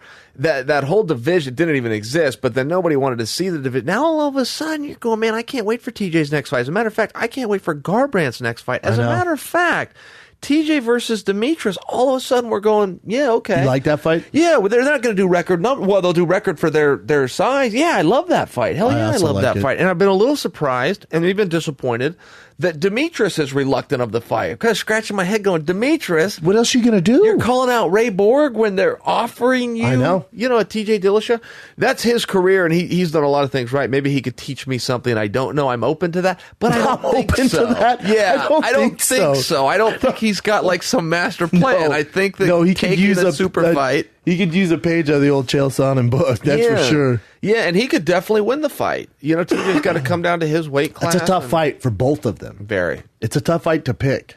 People ask me all the time, like, God, once it gets confirmed, I'll look more into it. But it's a tough fight to pick. And the problem with both of them, particularly Demetrius, historically, when a guy gets on a long run, the guy's just trying to run it out to the very end. But the end is coming. Demetrius is getting better. Yeah, I know. He's getting better. That's what's so shocking. Or you look at TJ. TJ takes on a training partner that used to beat him in the gym. It comes out and knocks the guy. TJ's getting better. So it is hard to pick. It is really hard to know what's going to happen there unless we see him in there and see him fight. But I almost feel like DJ needs it more than TJ because TJ has fights. In that weight class, there's a lot of good guys. With DJ, it's like, all right, who are you going to fight? Sergio Pettis? Right. You fight Cejudo again? What are you going to do? Yeah. No, it's a bit of a logjam. 145 for the females is going through that too. And I don't know if there should be frustration. I feel like Cyborg's frustrated about it, but it's like, whoa, hold on a second. It does take time. Divisions take time to form.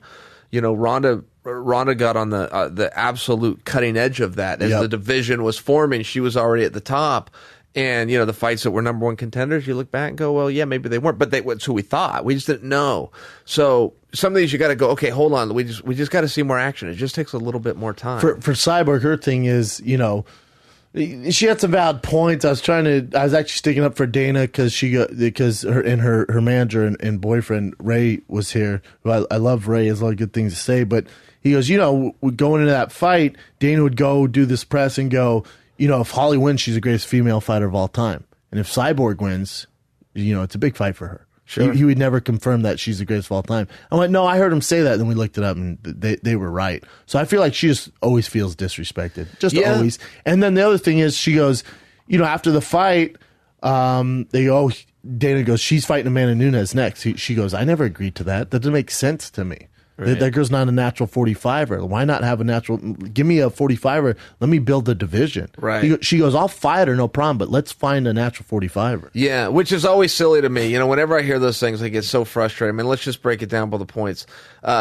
First off, why would Dana have to talk to you? You're the champion. He's the boss. You go and do the matches he says. Why would he have to talk to you? Secondly, why would you not say thanks? Wow, that's amazing. Third off, you want to go build a division, or do you want to? Or what are we fighting here? I guess that's the first thing I need to know, Brendan. What are we fighting for? Because I thought we were fighting for money. Yeah. That's what I thought we were fighting for. Only reason maybe I fought. We're not. Right. Only reason I fought. If we're fighting for money, then let's do it the way the boss wants, and trust that as the brain, he's going to put the money and bring the power into it. And then, there's a little bit of a gamble, and you got to meet your thresholds, but move forward from there. And some people go, well, she says, well, she's not a natural 45-pounder. Man. You can bring me the easiest guy, the smallest guy, and the least experienced guy every time. Bring me the ghost of Andy Warhol for all I care. What's the difference to me? We're fighting for money, and I hear these people go, well, it doesn't make sense, or it doesn't. It makes dollars. Yeah. So it makes sense. Yeah. So go do it. Into her defense, she goes, if there's no 45-pound division, and let's say they just give me these super fights, then I retire, my legacy fades away. There's no record of it. Let's say they don't build 45, and when I leave, the division leaves with me. Right. She goes, I'm not in. My legacy's over. Yeah, true or not, I feel like she's greatly overthinking it. It's just a fight. Sign the contract, walk out there as many times as you can, right over the sunset. But I got to agree with Dana.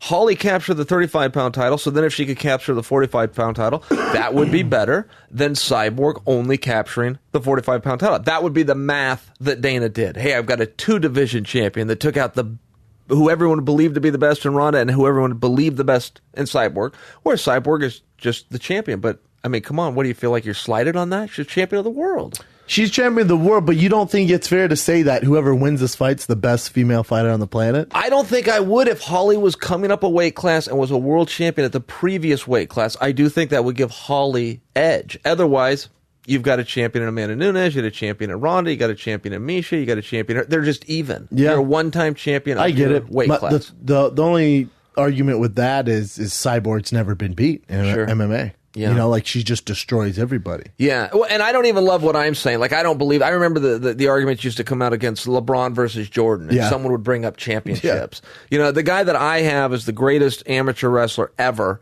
Was a one-time world champion named Les Gutches. Yeah. But I believe Les Gutches on his best day could beat any man to ever do the sport on their best day. That's what I believe.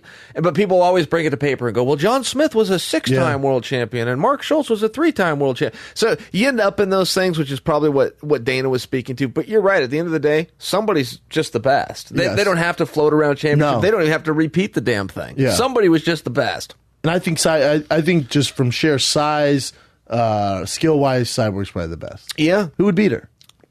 Oh, nobody. No. Absolutely nobody. Khabib, maybe? Yeah. yeah, exactly. However, since you asked, and I am a Cyborg believer, however, the fact that Amanda Nunes, who's a straight-up gangster, I mean, she's a killer. She is as cold as they come when that cage door shuts. She called Cyborg out. Now, this is a smart girl. I mean, she knows fighting. She's a world champion. She saw something.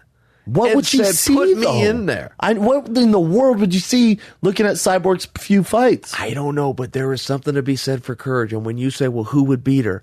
Ultimately, playground rules trump everything. If two guys are about to fight and one guy backs down, he loses. Yeah. That's the rule of the playground, and that carries over into professional fighting. So if Amanda calls her out, I mean, to answer your question, who would beat her? I don't think anybody. I don't think anyone's all that competitive. However, no. A young lady with 12 pounds of gold on her mantle says, me. I gotta listen. I'll watch it. I gotta listen. I'll watch it. Yeah. I asked Cyborg, I said, why would Amanda Nunes want to fight you? She goes, money. Yeah, money. She was just money. It's a super fight. Mm-hmm. Yeah, I mean, stylistically, it's an awful fight for Amanda. But I think she does believe that she could win. God bless her. And Cyborg wasn't without holes. I mean, she was very impressive, and she was big, and she was strong, but I think it surprised everybody, including Holly, for that matter, when Holly got inside and pushed her against the fence. And the reason I say Holly was surprised, I mean, I was shocked by it because of the power we were told about. But the reason I say I think Holly was surprised is she did nothing with it. She went Nothing. back to the well like 3 or 4 more times. I mean, she didn't throw the knees to the thighs. She didn't do the Chris Lieben foot stomps to stay busy. Nothing. She just held her there almost like, how'd I get here? You're not going to get out? Oh, man. Yeah, I agree. Yeah. She was surprised. Yeah, so, I've been a little nitpicky, but that's what we're talking about. If we're going to crown I hear somebody the best ever, we got to look for things like that.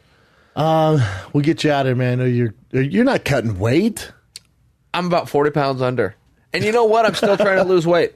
Why? I do that gallon, that water thing. Yeah, You the ever gallon have challenge? to do- Yeah, Brennan, I've been in a really weird spot. So the thing that lets me know mentally and physically that I'm going into fight as opposed to practice is the weigh-in. Yeah. That's when I get cranky. To my own mother, she's like, I'm cutting weight. Just let it go, But I don't have that trigger. Everything's great. I woke up at 2 a.m. this morning. I ordered room service.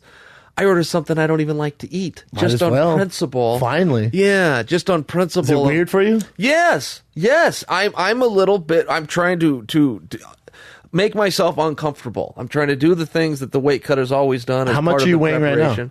You look good. You're not like... Thanks, buddy. Under 220. Oh, you're under 220? Yeah, I was hoping to be as low as 214 just because I feel I move better there, but I'm under 220 right now. And, I had a I point saw in a there picture somewhere. of I've lost it. Rampage. I saw a picture. He's not- thick. He's not thicker than 220. a Snickers. Yeah, Yes. yeah. He's definitely not 220. Yeah, no, that's an interesting match. He's only got one way to win that, I think, which is, with his hands to knock me out. And I've got one way to win that, which is to grab a hold of him and get on top. So Correct. Yeah, I don't see any rocket science here. One of us is going to get to our position, and the Correct. other one's getting the silver medal. But I also think you being lighter and dragging him into later rounds can be key there. I think it could help. Yeah. Avoid those Cardio's shots gonna be and an stay issue on there. him. And Yeah. I don't know though. I don't know what I'm getting into with these big guys. You're I'm crazy. excited about that. That Yeah. part of it, I'm kind of into. I've been doing a lot of grappling lately, purely for that feel. I don't really know what I'm. I mean, you getting tossed into me here. around. I was a heavyweight. Well, that's nice of you, but I did not toss you around. But that's very sweet of you to say. My uncle and I went out to Finland for Abu Dhabi.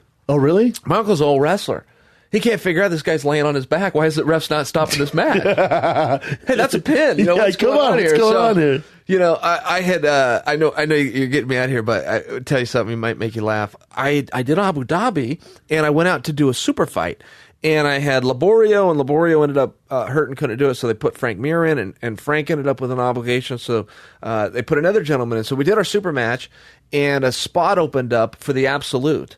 So I went out for the Absolute. My uncle was cornering me. He didn't know I was in the Absolute. It happened kind of quietly, and I thought he knew. I thought he was listening. Anyway, I walk out there.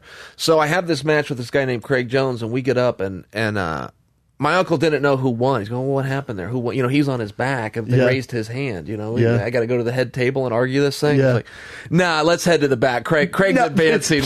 We're going home. Craig's advancing. So I don't get it. He was on his back, and they raised his hand. Yeah, What the hell's going on here? Yeah, it's very strange. It's very weird. That's not your first time competing in Abu Dhabi, right? No, that was my third time. I got to do it in 2001 and 2003. Lost to the same guy, a guy named Kakariko. Damn cocker. Do you remember him? No. Oh, no. Sure don't. He was strong as hell. Kakariko was crazy. He had one move. It was a guillotine. He cut a lot of guys. He went all the way to the absolute finals. He got into the UFC. He had a win. He had a contract. He never came back. Really? He was scared to do it as good as he was. We could all look at him and go, Kakariko, you're really good at this. He was scared to death. He went out on a win. With an open contract, said, I'm out of here. You're not getting me back. You know what? in I'm there. good, man. Yeah. It's not for everybody. Yeah. That's Kakariko. Anyway, that's all I got for you. I appreciate it, man. Well, you know who I'm rooting for this weekend. Who are you rooting for? Say it. Say it out loud. Chael, JLP. the gangster. So You're a good man. You're Thank a you, good buddy. man. I appreciate that. I always appreciate you having me on, man. Yeah, good luck. I hope you go all the way to the finals, my brother. Me too. I hope you do, man. Onward and upward. Yes. Everything good at home? Everything is good at home. Thanks for asking. I have a 5-week-old little Priya Layla, named after Layla Ali. Love it. Priya Layla, she sleeps all day and parties all night, so I'm trying to Welcome to the club. that schedule. Welcome to the club. I'm a little tired. I know. I tried to come in here with high energy. I was pumped that I got to see you, It's and you tough. give me good energy. I try. Because you're one of those guys. I've been up since 5 with the little man myself. Do you know about this Brian Callen meme going around that he died in a car wreck? No Do you know way. anything about this? No. I just did a live show inspired by you and Joe Rogan, inspired by your fight companion. So Ryan Parsons comes out. We set up the camera. We go online. We're doing a live show, and it comes with a question from the audience can ask and interact and ask questions. We're watching the fight. I mean, we're doing a fight companion. We're ripping off your guys' idea, and then we're answering some questions, right? Well, it comes up. Somebody says, "I will miss Brian Callen." Like, yeah, I miss him too. Back to the fight, and it says, "Nah, he just died in a car wreck." And Ryan, I mean, we're live, and we stop everything and go, "Hey, what are you talking about?" When we're talking to the audience, going, "If this is a joke, it's not funny, so stop." What is going on here? I call Brian instantly, goes straight to voicemail.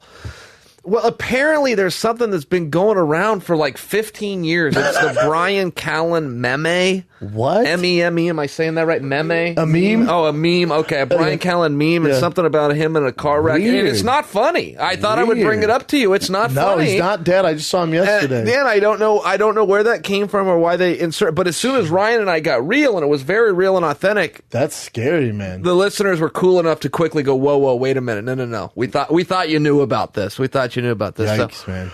Again, I had a point. I don't know where it was, but there's a quick story for you. But that reminded me when I had Kevin Lee on the show, and we're talking about his coach who passed away. Yeah, and my coach too, Robert Follick. I didn't know that was your coach. Mm-hmm. Yeah, and I go, well, how'd you find out? And he goes, Chael Sonnen texted me. Yep. I'm like, what? He's like, yeah, Chael, he's very upfront. Was just like, hey, boom.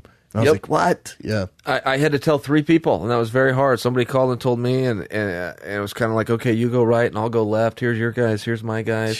Did you know he was struggling with depression like that? No. All I know was no, he was Mr. Positive. I mean, his idol in life was Tony Robbins. What? He'd pay $10,000 and go to Tony Robbins seminars for 3 days and come out of there feeling great. And he was just this wonderful guy. I can give you a timeline, but this doesn't mean that it has anything to do with it. There was no note and nobody knew, but he had lost his job at Extreme Couture. And then he was looking to open his own gym, Follis MMA. And he had found out the day before his investor was out. And then the suicide happened. Are those related? Pure speculation. I can just tell you the order of events. But he was my coach every day. We were teammates, and then he became the head coach of Team Quest. Randy left, opened his gym. Robert eventually followed him and was at Extreme Couture. Just to tell you how far I go back with him. But no, he was a very positive guy, a very wonderful guy. And when he went to Randy's gym, I kind of lost touch with him. Yeah. And not with no falling out whatsoever. But he was a guy that didn't answer his phone. He believed in not answering his phone. He would tell me, if it's important, they'll call back. And I was going, no. You have to return the call. But it was one of these things where it was hard to speak to him. And in the days leading up to his death, I talked to him about 4 or 5 times. Really? And I realized after the fact, Brendan, he was saying goodbye. Wow. So, yeah, he had, and I heard from some other people too, very random, that they had not heard from Robert in 10 years. And they'd heard from him 3 and 4 times. Damn. And I realized, he'd made his mind up. Wow. Yeah, and I say that to you because I'm trying to understand and piece it together in a situation that I don't want to accept. And I can't understand. So these are my clues, and this is my evidence. They were good conversations. It was positive conversations. He's just great. catching Robert's up. a great guy. Great storyteller. Never had a bad day. One of those guys. Never had a bad day in his life. So crazy. Real simple guy. Had his own garden. Made his own food. He was like a real naturalist. He loved the outdoors, going hiking and outdoor. I mean, he didn't need much. He was not a material guy. Did not need money. Just tortured mentally, maybe. Yeah. I mean, he cornered from Randy Couture to World Championships to Evan Tanner, Dan Henderson. I could just go on and on. He never asked any of them for $1. Wow. Yeah. Now his fighters would usually do the right thing. Yeah. But as you know, the top coach is always, what's my participation? Yes. He never brought it up. Wow. Nothing. He was always there for someone else. Very rare, especially in this sport, but very rare in life in general. 100%. He put other people first. Well, the positive thing out of this, at least you kind of got closure, I guess, and got to talk to him. Yeah. Oh, thank God. Oh, I'm so grateful. So grateful for that. Yeah, and I'm sure some other people are probably jealous. They probably would have liked 100%. it, but I was fortunate and did get to speak to him. So, at any rate, yeah, really hard. And Kevin is, I think he's delaying his next fight. He might have shared that with you just because of that. He's kind of trying to sort some stuff out. He did. Yeah, I asked him. Give me a minute here. Yeah, he goes, I'm just trying to find my fit and trying to find a coach. I told him if I could help him at all, let me know. And, Kevin's a great kid, man. And you know that Justin Gaethje's coming after. I mean, God, I'd love to see that. That's what I told him. I said I'd love that fight, and he goes, and Kevin goes, easy money. Yeah, he really thinks that. He goes, I like him. I don't know why he wants to do this. He goes, easy money, man. Yeah, I've worked out with Kevin Lee, man. He's a bad dude. Is he? Yeah, and then you look, Tony beat him. I know. Tony is so good. Tony Ferguson is so good. He may be able to beat Conor. Yeah, Conor, yes. Khabib, different animal. Khabib scared me when he fought Barboza. Yeah, They could have stopped it in the first round. Yeah, they definitely Absolutely. could have. Yes. Yeah. Barboza's tougher than hell. I would not have taken that kind of a storm. No, me neither. I wish I would ask my coach to throw in the towel. Yeah. I think of myself as a tough guy. However, I believe when your fighter has no chance to win the fight, that's when you get him out of there. I don't think you got to leave him in there all night and have these rocky moments. No, I don't need the puncher's chance thing. No. When I can no longer win, I'll see you guys next time. Let's be smart, guys. Let's go. Let's toss that. I'm getting the same paycheck. That's right. Whether I lose in the first or the third. That's right. Toss that in there. That's why you're still a handsome man, though, right there, right? That's why I critique better fighters than me now. That's why we can still speak and do these kinds of things. All right. There you go. I've had it with you. All right, brother. Head on a swivel Saturday night. Cool. I'll be rooting for you. January 20th, this Saturday, live at the Forum. Paramount. Paramount Network. Network. Not Spike anymore. It's Paramount Network. Yep. But same channel. Same channel. Same channel I used to go to for Spike, now called the Paramount Network. Tell a friend. Chael Sonnen versus Rampage Jackson, then Douglas Lima, Rory Macdonald, your co-main event. There's a bunch of good fights. Thanks for coming on, brother. Kaboom. Chael Sonnen. All right. Little Chael Sonnen for your ass. Good guy, right? Awesome guy. Awesome and his guy. family. He brought his family. Chael, I don't know if could they see this on camera? They couldn't see the He family, had his mom with him and his uncle. And you heard the story about his uncle who cornered him in Abu Dhabi, which is hilarious. Should we do some fan questions? Yeah. We have a jagillion fan questions. I think we keep doing it how you've been doing it, man. I'll rush. We have 1,500 fan questions. So I'll go through from bottom to the up, and you go from top to bottom, and then we'll just speed through them. So let's see. At Mike13 Music, what is this thing on my pecker? I am not a dick expert, sir. I'd go see a doctor. At InstaSmith15, at Brendan Schaub, had the UFC offered you Francis back in the day, what have been your response? No. I would have faked an injury. If at 666 Eddie, terrible handle, sir. If Stipe gets knocked out, should he get an immediate rematch? I think so. Or you got Verdum waiting there too. I don't know. You know, my initial response was, give him an immediate rematch. But then also, Verdum poses a bunch of different threats to Stipe, to Francis. Then it's a completely different puzzle to solve than Stipe. So I wouldn't mind seeing that. And then, Kane's getting ready. So what do you do with Kane? I've been dying to see Kane versus Stipe. I'd much rather see Kane versus Stipe than Kane versus Francis, even if Francis were to win. What else? I'll go real quick. Go ahead. Don Tizzle 21. What's next for Jeremy Stevens? For Jeremy Stevens, I know he wants to fight my boy Brian Ortega, which I'm not mad at that fight for Brian. You're not mad at it? No. Dang. It's a tough fight for Brian.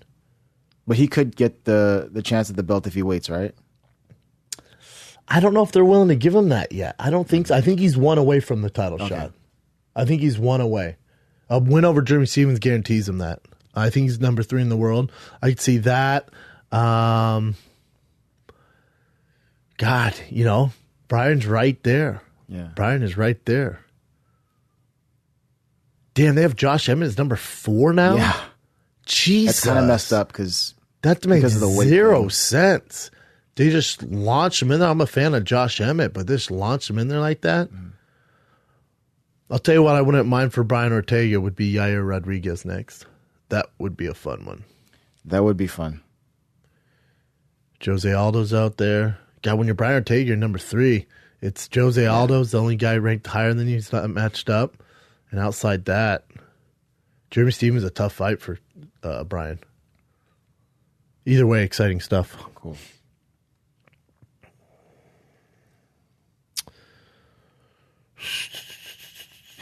You want me to roll? At Emilio Brucia, who do you think gets the next shot at heavyweight title, depending who wins, assuming there's no immediate rematch? Verdum. And I don't think, Kane is coming back, and you will see him 2018, but I don't think he gets a straight title shot. I think he's going to need a warm-up. He's been out for so long.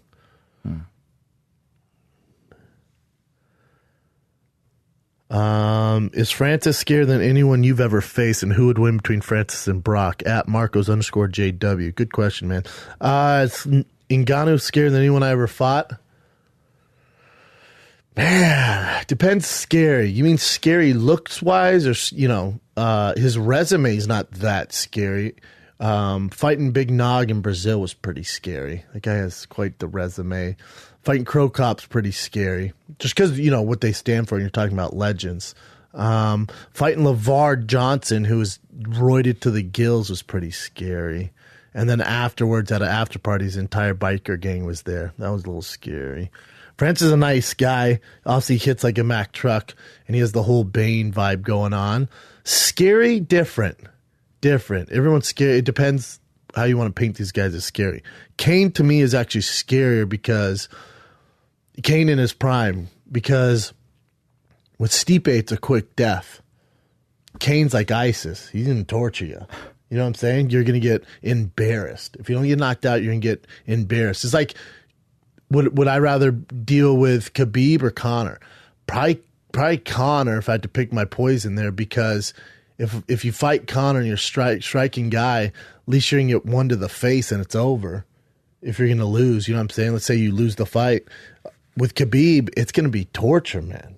It's going to be miserable. You do not want that.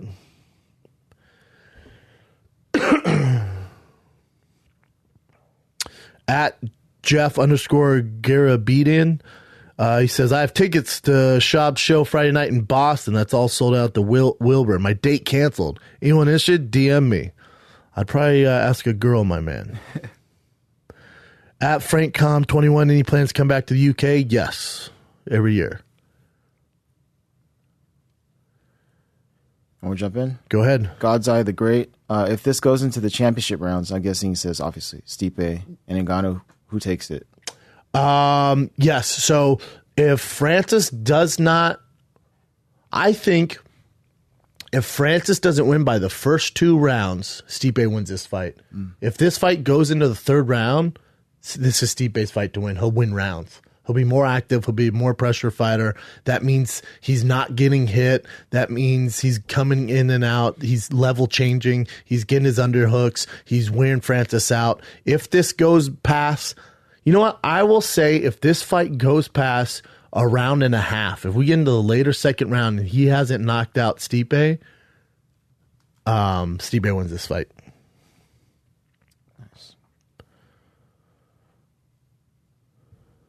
I got another one real quick. Here's Johnny _. If DC loses, does he retire? Yes.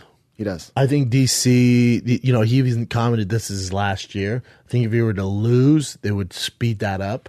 If he wins, he might have one more fight against Gustafsson. I don't think, no matter what happens with John, he's going to fight John again. He doesn't want to go out like that. Yeah. So if you were to lose, yes, you get retirement. If you were to win, you get one more fight with Gustafsson by the end of the year, and then that's it for the great DC. You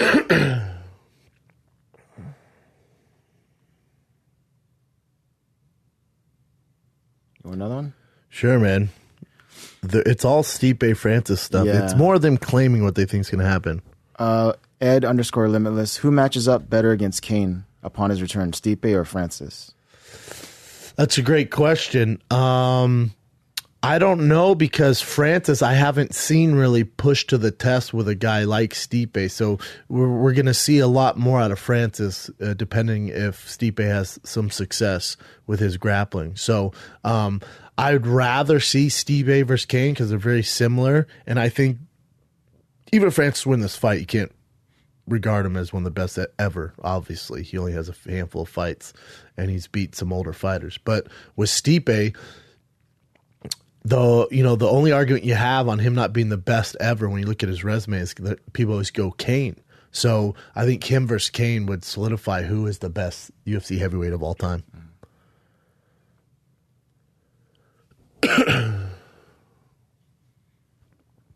Want me to go again? Yes. All right. Harvey Quinn, do you think Stipe's jab will be a large factor in this fight? I just rewatched Ngannou versus Blades, and he seemed to have trouble with it.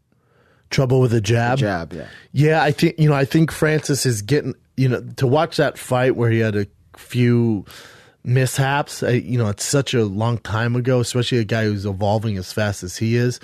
I think Stipe needs to be careful with the jab because I think when a guy as Francis hits that hard, he's gonna have to use a lot of feints, a lot of in and out, a lot of angles. Otherwise, you're gonna get timed, and that right hand's coming to get you. Good stuff.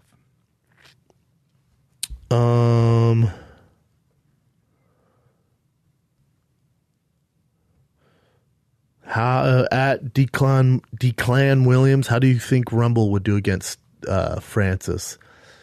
That's a fun fight. That's a fun fight. I think Francis has more KO power than Rumble, but that's a great fight. At 303_JC, do you believe Dana White gave Francis the biggest push since Conor because he saw the Joshua Klitschko fight and he wanted a heavyweight like Joshua? No, that's an insane question.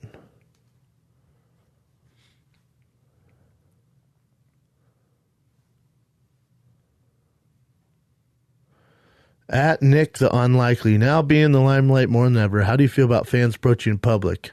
For example, Disneyland. Love it, as long as you don't knock over my kid. You got any over there? We'll do 4 more. Okay. Brian Wolf, will the UFC always be the premier MMA organization? I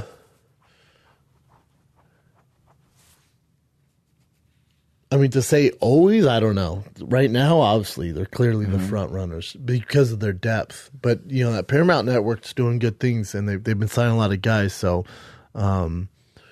I think this weekend I think them going head-to-head with Bellator, especially free Bellator on the Paramount Network in this stacked of a card, there's arguing that Bellator's card is better than UFC's. Someone asked that question, too. Oh, He's going to ask you, who do you think has a better card this weekend? Overall? Yeah. Bellator.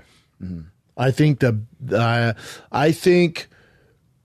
UFC has the best 2 fights out of any of the cards between Francis and Stipe, and I don't think. Well, I shouldn't say that. I think Francis Stipe is a good fight, even though Francis heavy or most people's eyes heavily favored, and then Bellator has a potentially better fight technique wise because they have Rory Macdonald and Douglas Lima for a title.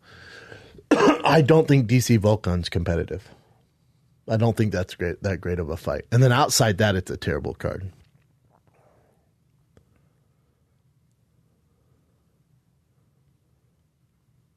They're all about Francis Stipe. All of them about Francis. Yeah.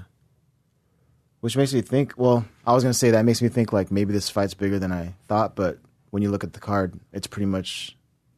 It's either this fight or Daniel versus Ozdemir. At D Malloy 2351, do you believe John Danaher when he said George was going to fight whoever at 185? It just turned out to be Michael Bisping. No, that is a lie. I think, and I love John Danaher. I know Bisping knew that GSP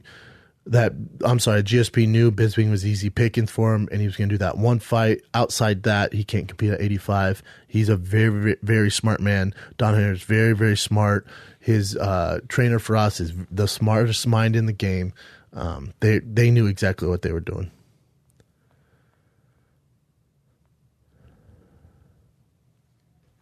I have a trippy one. This is kind of silly, but I'm actually a little curious. Go ahead. Swolo. Has having more money made you happier? The actual money part of it.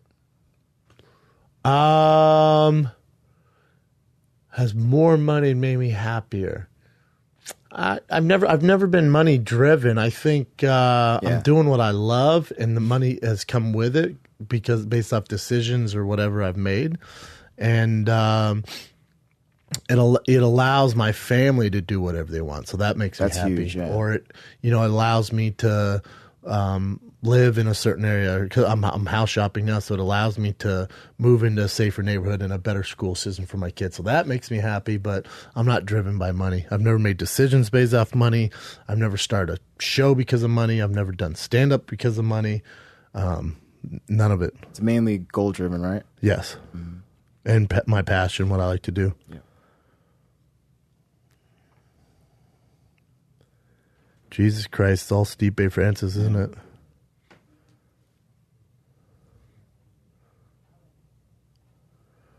Let's do 2 more. I'll just throw one at you. Go ahead. Luis Cardona. Did you notice that Overeem got KO'd, but he also connected on Francis and it did nothing. I don't remember. He really didn't connect. Oh, okay.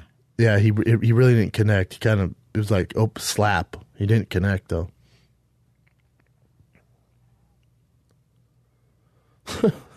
This guy's ridiculous. I got to give him a shout out because it made me laugh. At JEM Ram Say Done. Bro, you guys in your handles, do you hate followers? See, but what's more deadly, Ngannou's uppercut or his African trouser snake? There's a few people that asked. I'm going to say that African trouser snake is deadly as fuck. African trouser snake. Oh, that made me laugh. Sometimes some of these comments make me laugh so hard.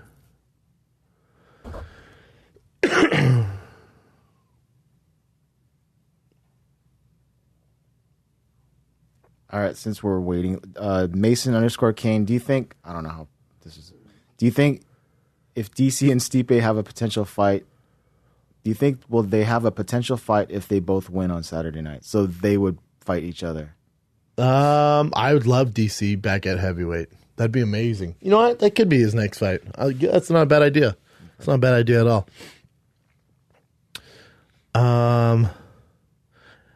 At Shane OM 4C88. How many bodies do you think Chin has in his basement? 7. No one knows. 7. No one will ever know.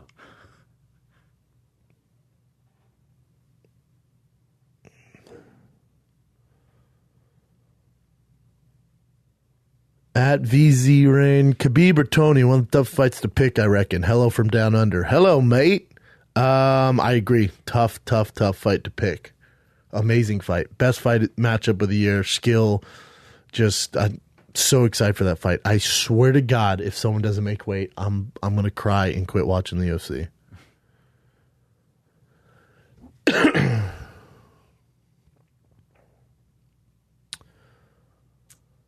At Zach Noble, while you were fighting, who were some of your toughest sparring partners? Jesus. I mean, Shane Carwin, probably the toughest. Todd Duffy, nightmare. Nate Marquardt, nightmare. Rashad Evans was always tough. Cody Donovan always brought it.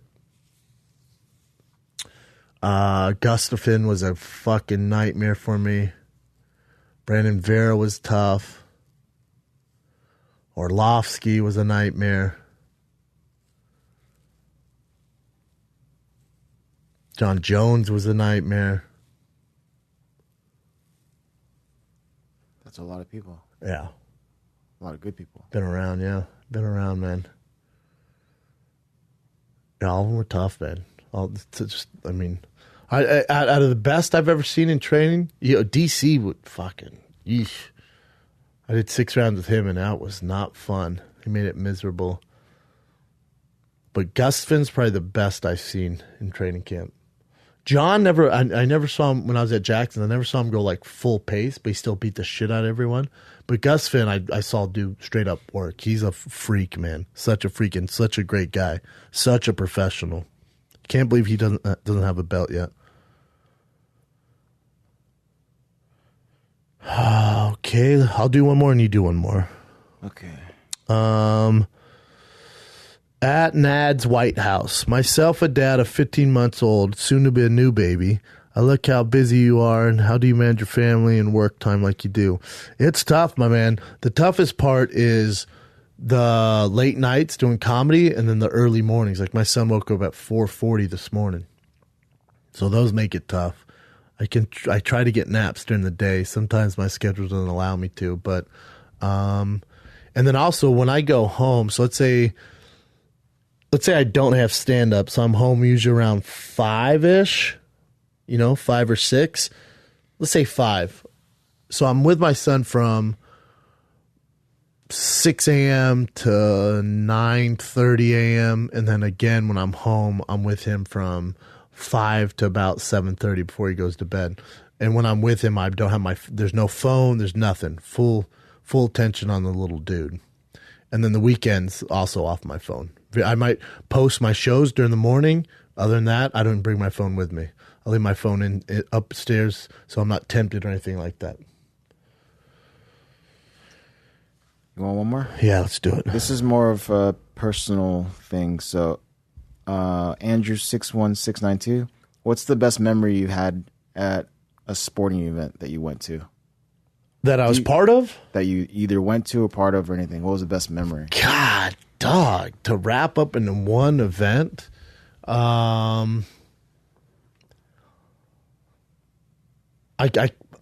I couldn't do it for just one event. I've had too many big moments. I remember, God, man, I remember scoring my first touchdown in Pop Warner. It was a big deal for me. I was playing outside linebacker, and they did a pitch, and I intercepted the ball and ran it in. That was my first touchdown. I did a pretty cool junior sale victory dance, and I had a visor and wristbands on. And then I turned to look, and my mom missed it and was reading the newspaper. I remember the first time I climbed onto the football field, like a college football field, and I remember going out there and being like, holy shit, it's happening, man. Here we go. Because they were like, they just put me in. Like there's a kickoff, there's stuff, and it was between me and the senior. We're rotating. I was a freshman, and they're like, Schaub, you're in. And I remember running on the field going, oh shit, here we go. It's just like those moments where it's like, oh shit, you're playing college football, man. You're a college football player right now. Remember that. I remember I got my shot at CU because Lawrence Vickers, who was the team captain, he was the H-back, and I'd play behind him. So I'd go fullback, tight end, H-back, and I'd rotate those. And but at the time, I wasn't really on anything. I was new. I was trying to find my place, and Lawrence Vickers was on kickoff, and we were playing CSU, and we had just scored to go up by 1 point. So the kickoff was a big deal because there was like a minute left, and Lawrence goes, Schaub, go in for me. And because the coaches weren't going to let me in. And he goes, Schaub, go in for me. I'm like, really? And I didn't ask questions. He's like, yeah, just go. They won't even notice. And I went in, and they kicked the ball off, and I made this big-ass tackle, like this big hit. And then since then, they always left me on special teams, and that's how I got my start at CU. I remember that. I remember blocking a punt for Kansas. That was a big deal because the one game my Uncle Pac saw me play, I felt like he was good luck. And then fighting, I have a bunch of memories. A ton. I remember how much pressure I felt when I was fighting Chase Gormley after I lost to Roy Nelson because it was my first like real UFC fight. And I thought if I lost, I wouldn't have a career at all. It was in my hometown. I remember I just beat the brakes off Chase Gormley. Just no technique, just freaking Justin Gaethje bulldog style. Beat the shit out of him. I remember how happy I was in the back. I remember a lot of fights just being so relieved I got out of there not hurt. There's a ton of good memories when it's fine. Way more good memories than bad. I really don't remember the bad memories. I remember some low points. Like nothing was worse when I lost the Ultimate Fighter to Roy, and you have to stay in Vegas. So we fought on Saturday. You have to stay in Vegas on Sunday to shoot the Ultimate Fighter recap show, and we're all there, and I just lost. And you like fucking hang around this deserted hotel. You got that shit food. All your family's gone. You're there by yourself. That was depressing. That was a tough pill to swallow. Definitely more good memories than bad, though. That's for the talking head parts of the show?